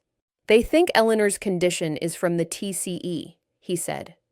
Acute neurotoxic exposure because her well water had some of the highest contamination levels. The doctors say if she survives, she'll have permanent effects. I'm so sorry, Henry. The thing is, he continued, the doctors also said that your quick identification of the contamination problem probably saved lives. If this had gone on for another month or two, there could have been multiple cases like Eleanor's, maybe even fatalities. I wish I had identified it sooner. Diana, Henry said firmly, you're not responsible for the contamination. You're the one who stopped it. Eleanor and I, we're grateful. I was wrong to blame you before. Diana didn't feel she deserved gratitude, but she accepted it with as much grace as she could manage. The source of the contamination became clearer as the investigation progressed. The survey work done by Summit Development Group in November had indeed disturbed the old contamination at the Harrison site. Their drilling had created new pathways for TCE in the soil to leach into the groundwater. The development company had detected the contamination in their own tests, but had simply abandoned the project without notifying authorities or taking remediation steps. Legal action was already being prepared against Summit Development, but that wouldn't help the people who had been poisoned, who now faced years of medical monitoring and uncertain health futures. Diana threw herself into the response effort, working long hours to help coordinate the cleanup and health monitoring programs. It kept her busy and gave her purpose, but it also meant constantly confronting the skills and knowledge she had tried to leave behind. One evening, as she was organizing medical screening schedules with Dr. Reynolds, he looked at her curiously. "You know Dr. Whitmore. May I call you that now that everyone knows?" Diana nodded.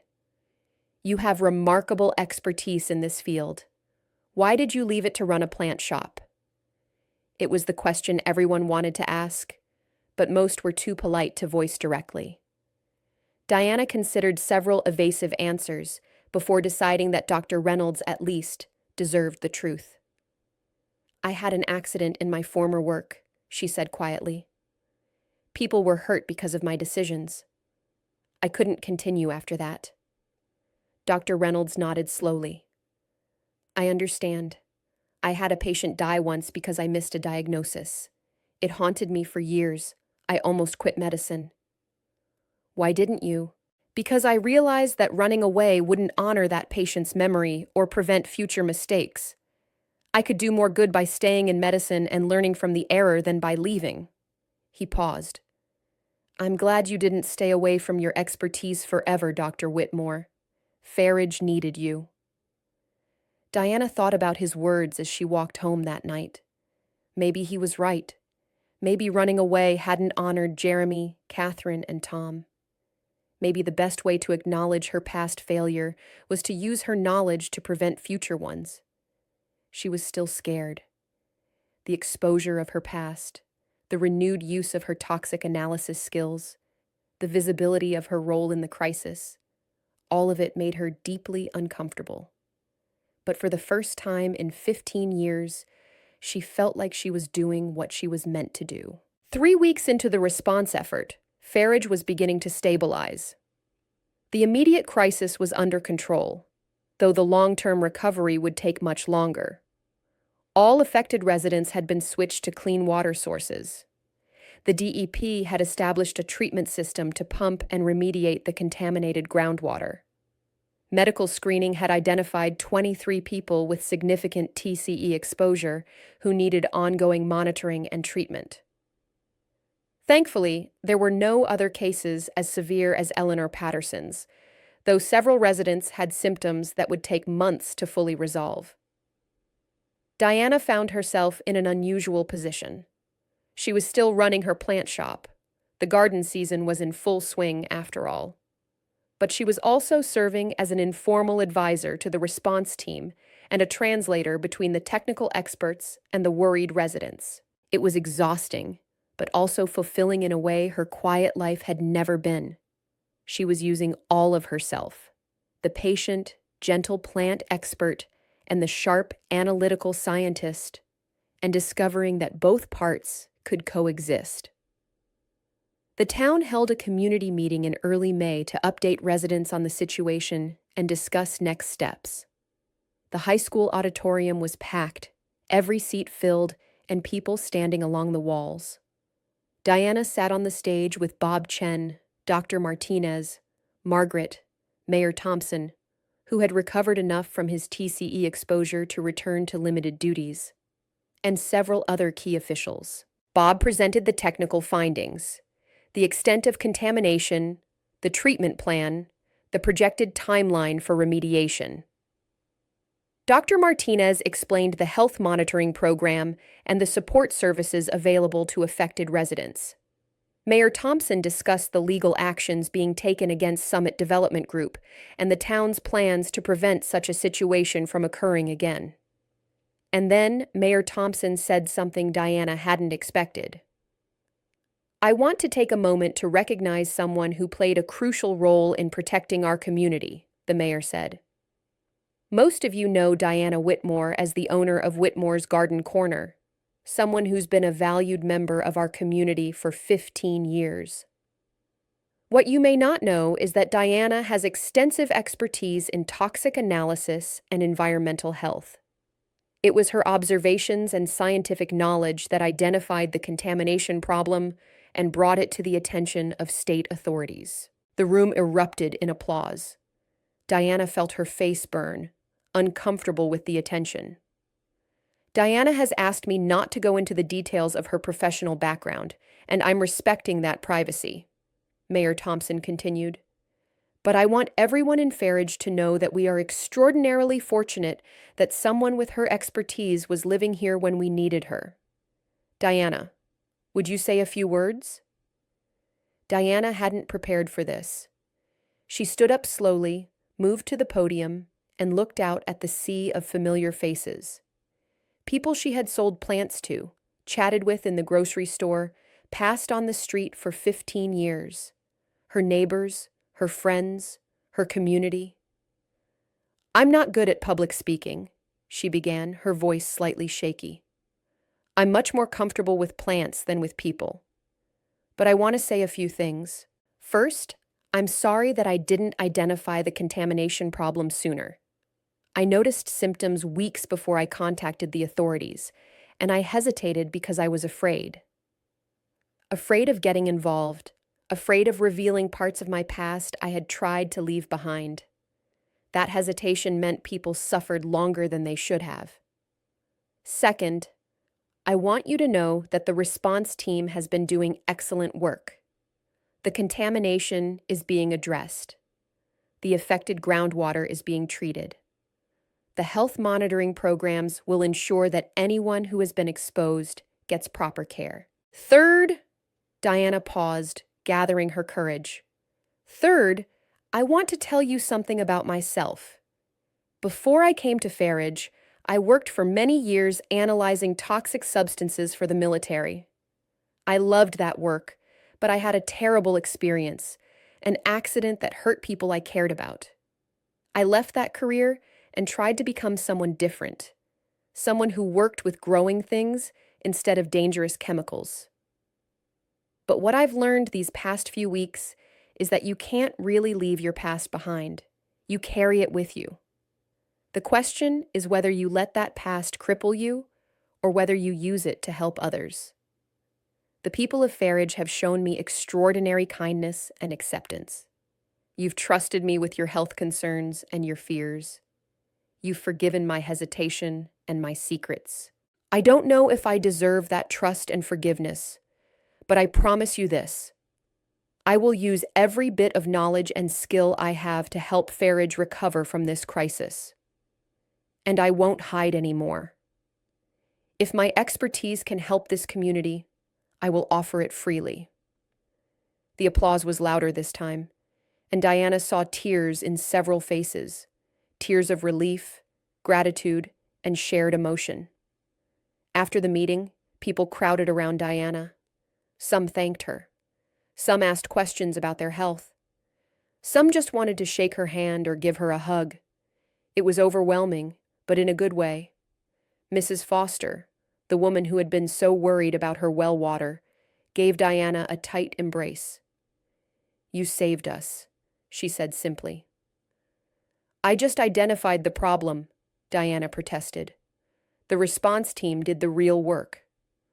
"No," Mrs. Foster said firmly. "You cared enough to look, to think, to act. That's what saved us." Henry Patterson was there too, looking less haggard than he had in weeks. "Eleanor's improving," he told Diana. "She's still in the hospital, but she's responding to treatment. They think she might be able to come home in a few weeks, though she'll need a lot of therapy." "That's wonderful news, Henry."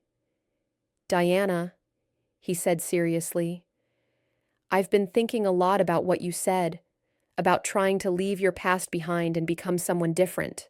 I think maybe you didn't become someone different. I think you became more fully yourself.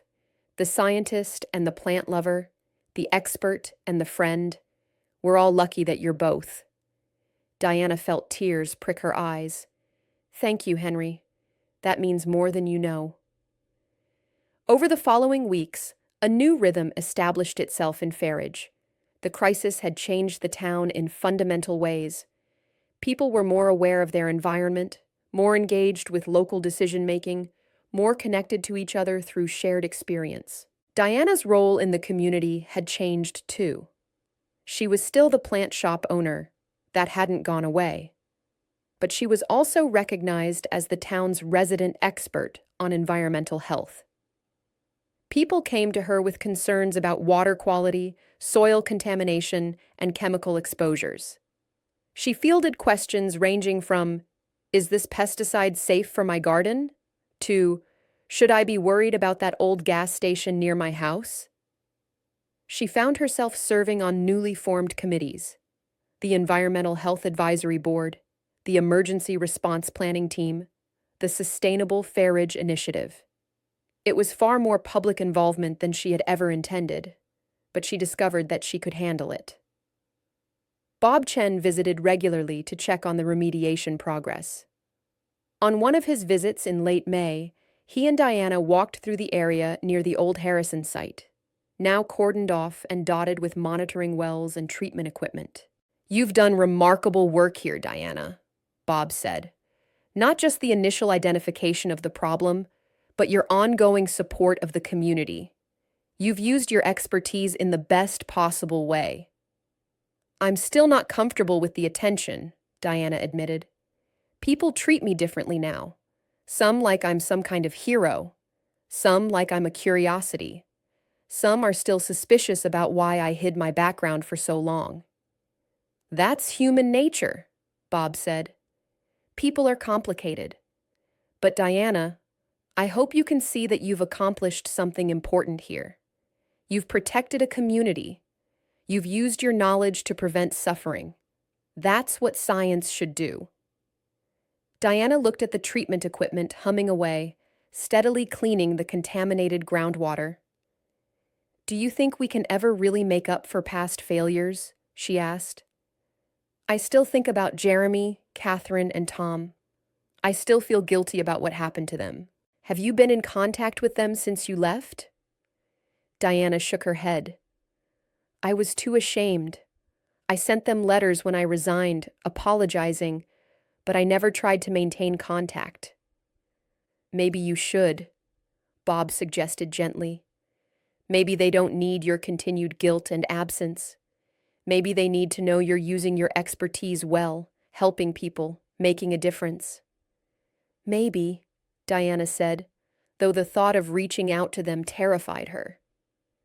That evening, back in her apartment, Diana did something she hadn't done in 15 years. She searched for Jeremy, Catherine, and Tom online. Jeremy was living in Colorado, working as a consultant for workplace safety. Despite his respiratory limitations, he had found a way to use his knowledge to help others. Catherine had become an advocate for people with neurological conditions, speaking publicly about accommodations and support systems. Tom had written a book about chemical safety in laboratories, sharing lessons learned from his experience. They had all moved forward. They had all found ways to take their difficult experiences and use them to help others. Diana wrote 3 emails that night, hesitant and apologetic, explaining where she was and what she had been doing. She explained about Farridge, about the contamination crisis, about how she had finally used her expertise again after 15 years of hiding from it. She didn't know if they would respond. She didn't know if they had forgiven her or if they could. But she sent the emails, taking the first step toward acknowledging her past instead of running from it. The responses came within 2 days. All 3 of them, Jeremy, Catherine, and Tom, wrote back with warmth and understanding that shocked Diana. Jeremy wrote, "Diana, I never blamed you for the accident. System failures happened, and you did everything you could. I'm proud of you for using your knowledge to help your community. Don't waste any more years feeling guilty about something that wasn't your fault. Catherine wrote, I always hoped you were all right, wherever you'd gone. We all understood why you left, but we missed you. I'm so glad you found a place and a purpose. Keep using your expertise. The world needs people like you. Tom wrote, Diana, what happened to us was a tragedy, but it wasn't your failure. Please forgive yourself. And please know that learning about your work in Farage gives me hope. If something good can come from our accident, if it made you more careful, more compassionate, more committed to safety, then maybe it wasn't entirely in vain. 15 years of guilt, of self-punishment, of hiding, and they had never blamed her the way she had blamed herself. She printed out their emails and put them in a folder she labeled Forgiveness. Not because she was sure she could forgive herself, but because it was something to work toward. Summer arrived in Farage, bringing long, sunny days and the vibrant green of thriving gardens. Diana's shop did excellent business as usual, but the atmosphere in town had shifted. People were more conscious of their environment, more engaged with local decision-making, more connected to each other. The groundwater remediation was progressing well. Dr. Martinez's team had made significant headway in treating the contaminated aquifer, and projections suggested that affected wells might be cleared for use again within a year.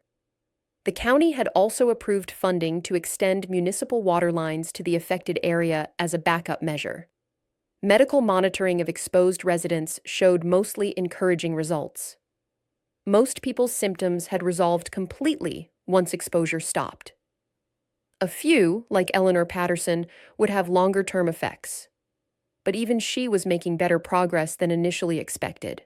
Diana had established a new routine that balanced her plant shop work with her environmental advisory roles. She had also, to her surprise, been asked to give several presentations to other small towns about identifying and responding to environmental health threats. It turned out that Farage's situation, while unfortunate, had become a useful case study in community-based environmental health surveillance. On a warm July evening, Diana was closing up her shop when Margaret stopped by with a proposition. The community college in Millbrook wants to start an environmental health certificate program, Margaret said, perching on the counter where Diana was tallying the day's receipts. They've asked if you'd be willing to teach a course on toxic analysis and environmental contamination. Diana looked up, surprised. Teach? Margaret, I'm not a teacher. I haven't been in academia in decades. You've been teaching half of Farage about environmental health for the past 3 months, Margaret pointed out. You're good at explaining complex topics in ways people understand, and you have real-world experience that students need to hear about. I don't know. Think about it, Margaret urged. It would be one course, one evening a week. You could make a real difference in training the next generation of environmental health professionals. Diana did think about it. Over the next few days, the idea grew on her. She had spent 15 years hiding her expertise. What if she spent the next phase of her life sharing it instead? She contacted the community college and had a long conversation with the program coordinator.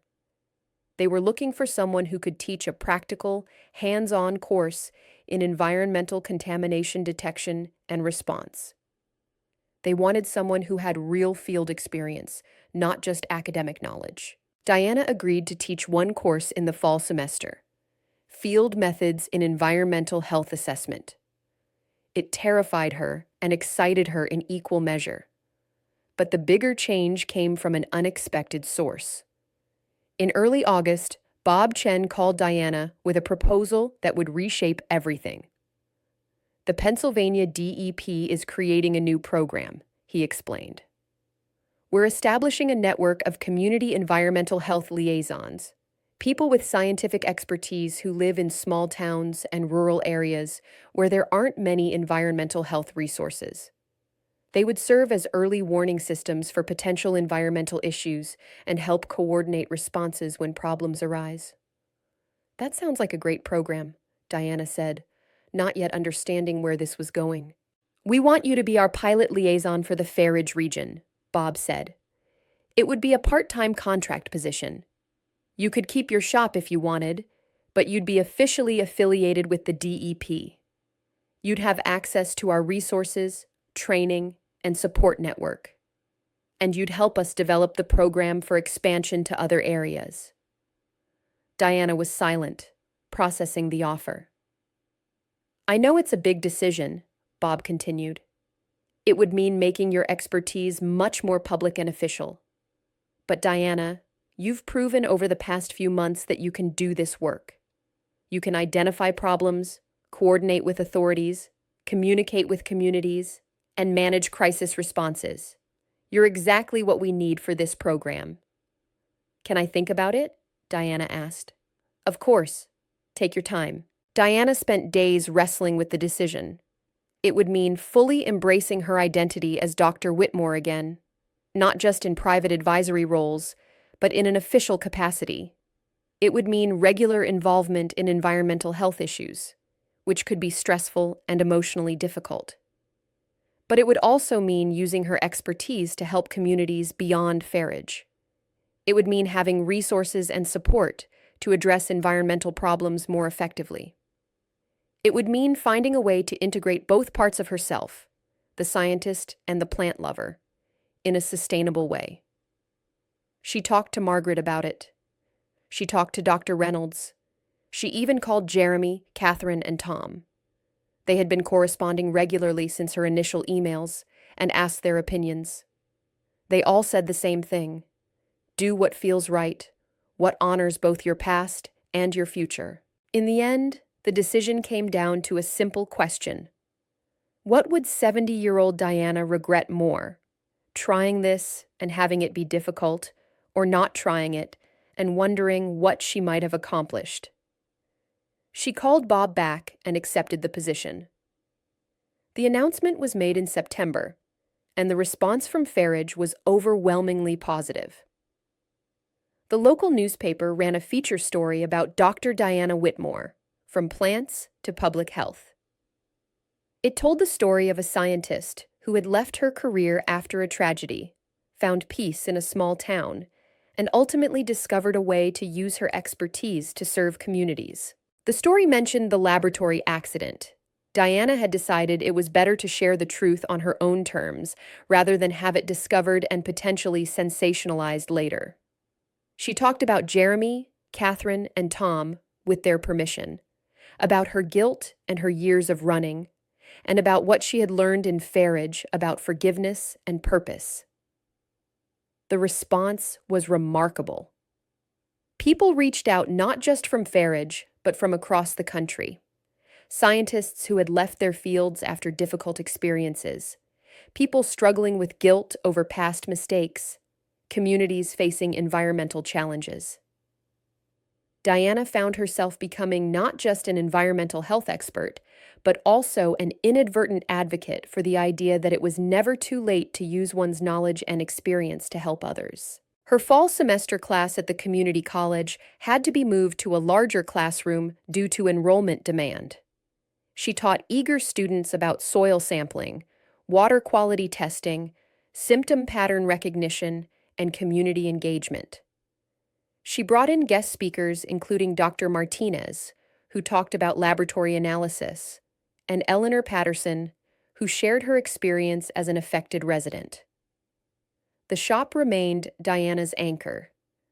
Working with plants was still her primary joy, the place where she felt most at peace. But now it was balanced with her environmental health work, and she found that the two interests complemented each other more than she had expected. Her botanical knowledge helped her understand phytoremediation, using plants to clean contaminated sites.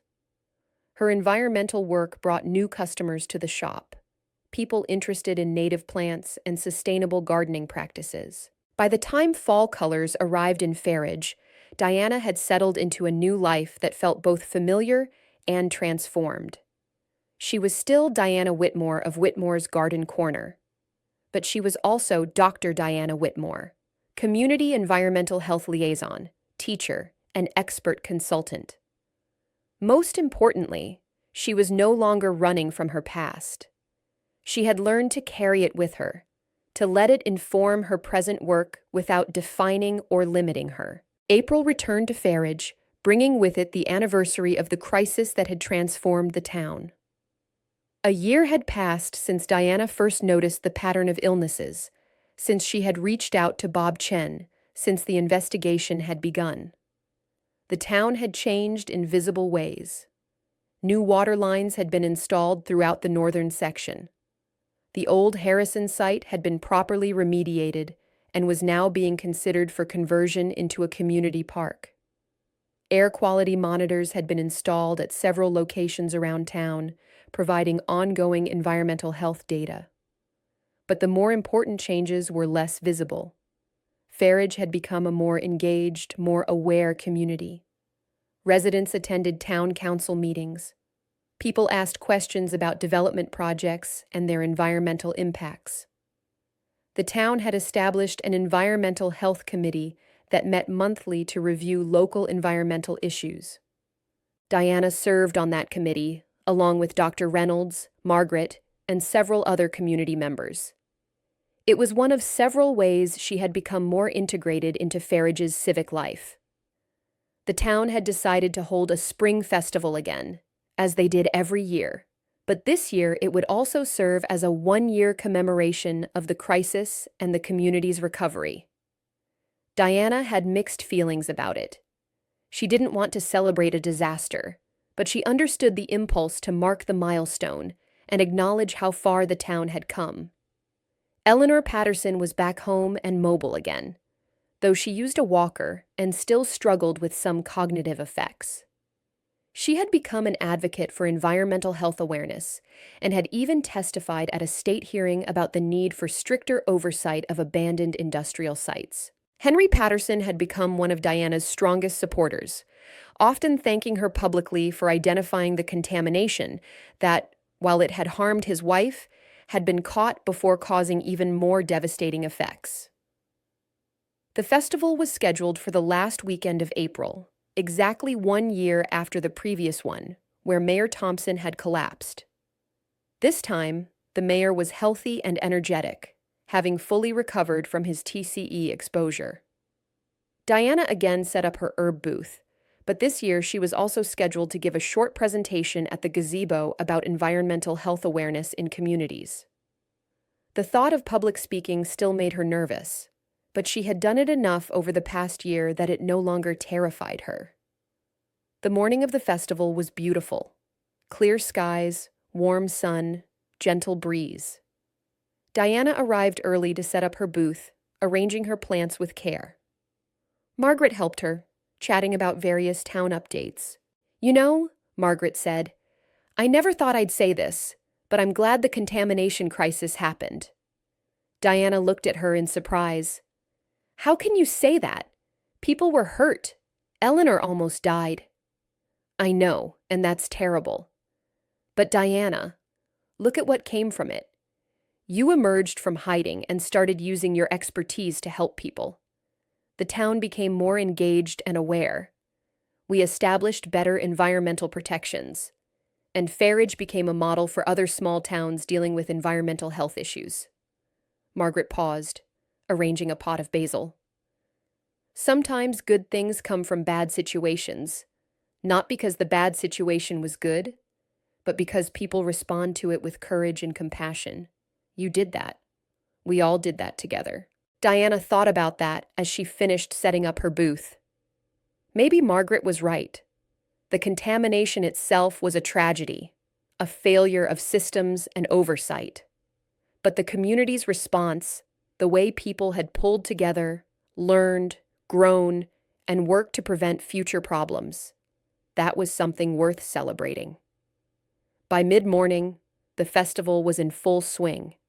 Children played games, families browsed the craft vendors, and the smell of barbecue filled the air. It looked much like the festival a year ago, but with an undercurrent of something different, a sense of shared experience and resilience. Diana's presentation was scheduled for noon. As the time approached, she felt the familiar flutter of nerves. But when she climbed the gazebo steps, the same steps where Mayor Thompson had collapsed a year ago, and looked out at the crowd of familiar faces, the nervousness faded. These were her people, her community. They knew her story now, the good parts and the difficult parts. They had accepted her anyway. A year ago, Diana began, I stood in this same park and watched our mayor collapse from toxic exposure. It was a terrifying moment, but it was also a turning point. We discovered that our community was facing an invisible threat, and we came together to address it. I want to talk today about the importance of environmental health awareness in small communities.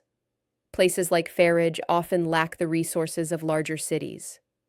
We don't have full-time environmental health departments. We don't have extensive monitoring systems. We have to rely on community members being observant, asking questions, and not being afraid to raise concerns. That's what I did, though I'll admit I was terrified at the time. I noticed patterns. I asked questions. I reached out for help. And I want to encourage all of you to do the same. If you notice something unusual, water that tastes strange, a cluster of similar illnesses, unexplained symptoms, don't dismiss it. Don't assume it's nothing. Trust your observations and seek expert input. But I also want to acknowledge that we can't always prevent environmental problems. Sometimes, despite our best efforts, contamination happens. Industrial sites are abandoned. Old systems fail. Chemicals leak. What we can control is how we respond. Farridge responded with remarkable resilience. You cooperated with testing. You supported each other. You demanded accountability and better protections for the future. You turned a crisis into an opportunity for positive change. I'm honored to be part of this community, and I'm committed to using my expertise to help protect Farridge and other communities from environmental health threats. But I can't do it alone. We need community members who are engaged, informed, and willing to speak up. We need local officials who prioritize environmental health.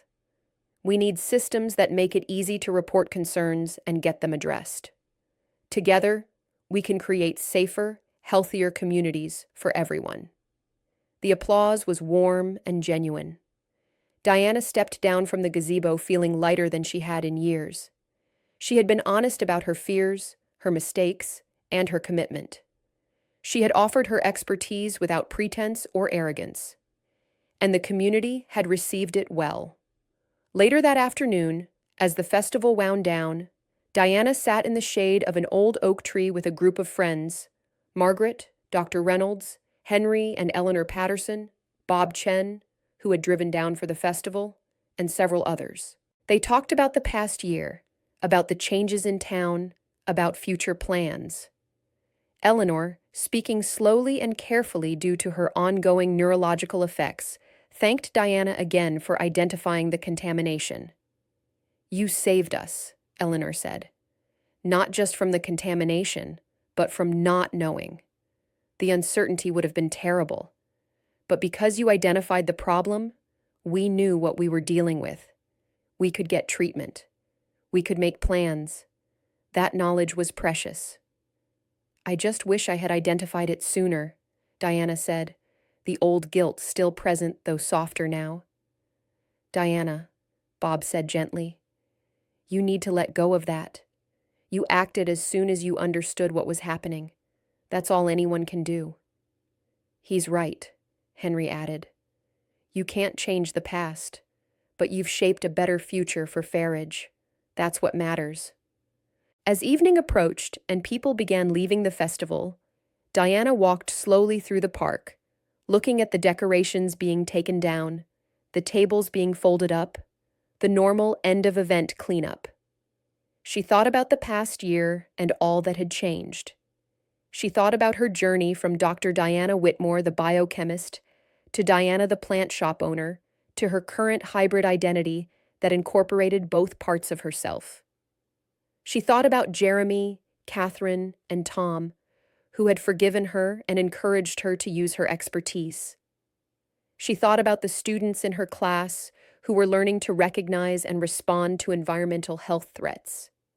She thought about the other communities she had begun advising through her DEP liaison role.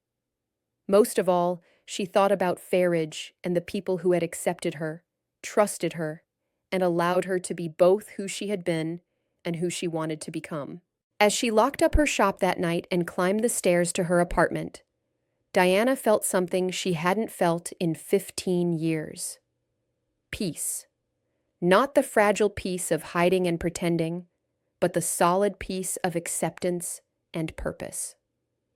She sat on her balcony among her beloved plants, watching the stars emerge in the darkening sky. Tomorrow she would open the shop as usual. She would help customers select plants and offer gardening advice. And then she would spend the afternoon reviewing water quality data for another small town that had reached out for consultation. She would be Diana the plant lover and Dr. Whitmore the environmental health expert. She would be both, and that was okay. More than okay. It was exactly who she was meant to be. In running away from her past, she had thought she could become someone different, someone safer. But she had learned that you can't really run away from yourself. You can only learn to integrate all your parts, the successes and failures, the expertise and compassion, the fear and courage, into a whole person. Diana Whitmore had finally come home, not to a place, but to herself. 3 years later. The morning sun filtered through the windows of Whitmore's garden corner, illuminating rows of healthy plants and a new section Diana had added. Native Pennsylvania species specifically selected for their ability to thrive in challenging soil conditions. Diana, now 70 years old, moved through her shop with the same care and attention she had always brought to this work. But now she also wore a second identity comfortably, that of Dr. Diana Whitmore, respected environmental health expert. The Community Environmental Health Liaison Program had expanded to 15 locations across Pennsylvania, with Diana serving as the program coordinator in addition to her Farage duties. She had helped recruit and train other scientists, many of them like her, people who had left traditional careers but had valuable expertise to offer communities. Farage itself had become something of a model for environmental health awareness. The town's response to the contamination crisis had been documented in scientific journals and policy papers. The remediation was complete, and the old Harrison site had indeed been converted into a beautiful park with educational signs explaining the site's history and the importance of proper industrial cleanup. Eleanor Patterson had made a remarkable recovery, though she would always have some limitations. She had become a powerful advocate for environmental health, speaking at conferences and working with state legislators on stronger environmental protection laws. The plant shop remained Diana's primary joy and income source. But now it was complemented by her teaching.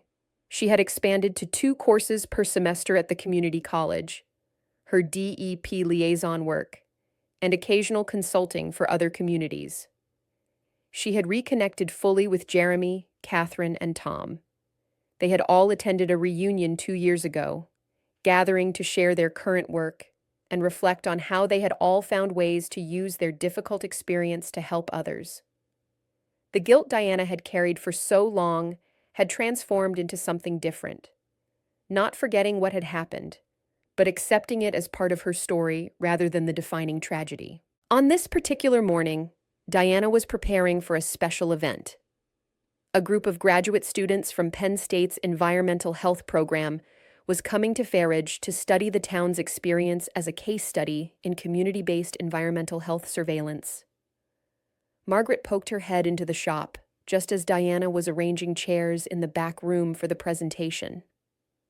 "Ready for your visitors?" Margaret asked with a smile. "As ready as I'll ever be," Diana replied. It still feels strange to be presenting Farage as a success story. I remember how terrified I was during the crisis. That's exactly why it's a success story, Margaret said. Not because everything went perfectly, but because imperfect people worked together to solve a serious problem. That's what these students need to learn.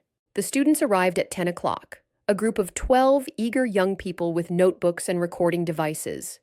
Diana welcomed them and began her presentation, walking them through the timeline of events, the scientific analysis, the community response, and the long-term outcomes.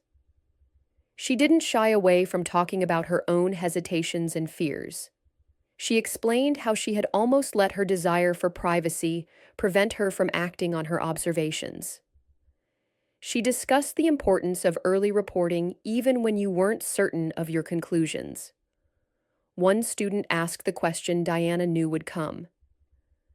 Dr. Whitmore, you had left your scientific career. What made you decide to get involved when you noticed the contamination patterns? Diana paused, considering her answer. I think ultimately I couldn't live with myself if I stayed silent. I had knowledge that could help people, and my personal comfort wasn't more important than their health. It was terrifying to use my expertise again after years of hiding from it, but it was the right thing to do. Do you regret leaving your original career? Another student asked. No, Diana said thoughtfully, because if I hadn't left, I wouldn't have ended up in Farage. I wouldn't have learned about plants and community life. I wouldn't have discovered that expertise can take many forms and that you don't have to work in a laboratory to use scientific knowledge to help people. My path was unconventional, but it brought me to exactly where I needed to be. After the formal presentation, Diana walked the students around Farage, showing them the remediated Harrison site, the homes that had been affected, and the monitoring systems that had been put in place. At each stop, community members shared their experiences. Henry Patterson talked about Eleanor's illness and recovery. Dr. Reynolds discussed the medical response. Margaret explained the town's new environmental review processes for development projects. Even young Tommy Chen, now a teenager, talked about how the experience had inspired him to study environmental engineering. As Diana watched the students taking notes and asking thoughtful questions, she felt a sense of satisfaction. This was one of the ways the Farage experience could have lasting positive impact. By teaching the next generation of environmental health professionals to recognize threats, work with communities, and act with both scientific rigor and human compassion. That evening, after the students had left, Diana sat in her apartment working on a paper she was writing for a public health journal. It was about the importance of maintaining scientific expertise in small communities and the value of non-traditional career paths for scientists. She had just finished a difficult paragraph when her phone rang.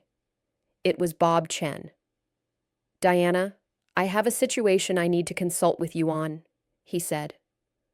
Small town in western Pennsylvania, cluster of respiratory issues, proximity to an old mining site. Sound familiar? Diana smiled. Very familiar. What do you need from me? I'm sending a team there tomorrow. Would you be willing to join them for a few days? Your experience with community engagement would be invaluable. 3 years ago, Diana would have said no, would have found an excuse to avoid getting involved. Now she checked her calendar and said, I can rearrange my shop schedule. Send me the details. After hanging up, Diana sat for a moment, reflecting on how much had changed. She was no longer running from her expertise or her past. She was using both to serve communities that needed help. She thought about the plant shop downstairs, about her students at the community college, about Farage and its remarkable resilience, about Jeremy and Catherine and Tom, who had forgiven her and moved forward with their own lives of service. She thought about all the parts of herself, the scientist, the plant lover, the teacher, the consultant, the community member. and how they all fit together now into a coherent whole. Diana Whitmore, at 70, had finally learned the lesson that had eluded her for so many years. You don't have to choose between who you were and who you want to be. You can be both. You can integrate your past and your present, your expertise and your passions, your failures and your successes, into a life of meaning and purpose. She had spent 15 years running from her identity as a scientist. She had spent the last 3 years learning to embrace it again. And she had finally discovered that the best version of herself included all of it: the rigorous analyst and the gentle gardener, the expert and the student, the person who had made mistakes and the person who had learned from them. As she returned to her writing, Diana glanced at the framed photograph on her desk, a picture from the Spring Festival 3 years ago, showing her surrounded by friends and neighbors in Farridge. She was smiling in the photo, a genuine smile of belonging and acceptance. That woman in the photograph, she was finally home. Not the temporary home of hiding and pretending, but the permanent home of knowing and being fully yourself. Diana Whitmore had spent 67 years becoming who she was meant to be. And now, finally, she was exactly where she belonged. In a small town in Pennsylvania, surrounded by plants and people, using all of herself to make the world a little bit safer, a little bit healthier, a little bit better. The quiet guardian of Farridge had found her voice, and she would use it to protect and serve her community for as long as she was able. If this story touched you, don't forget to like, comment, and subscribe. We'd love to hear what inspired you the most. And where in the world are you watching from? Let us know below.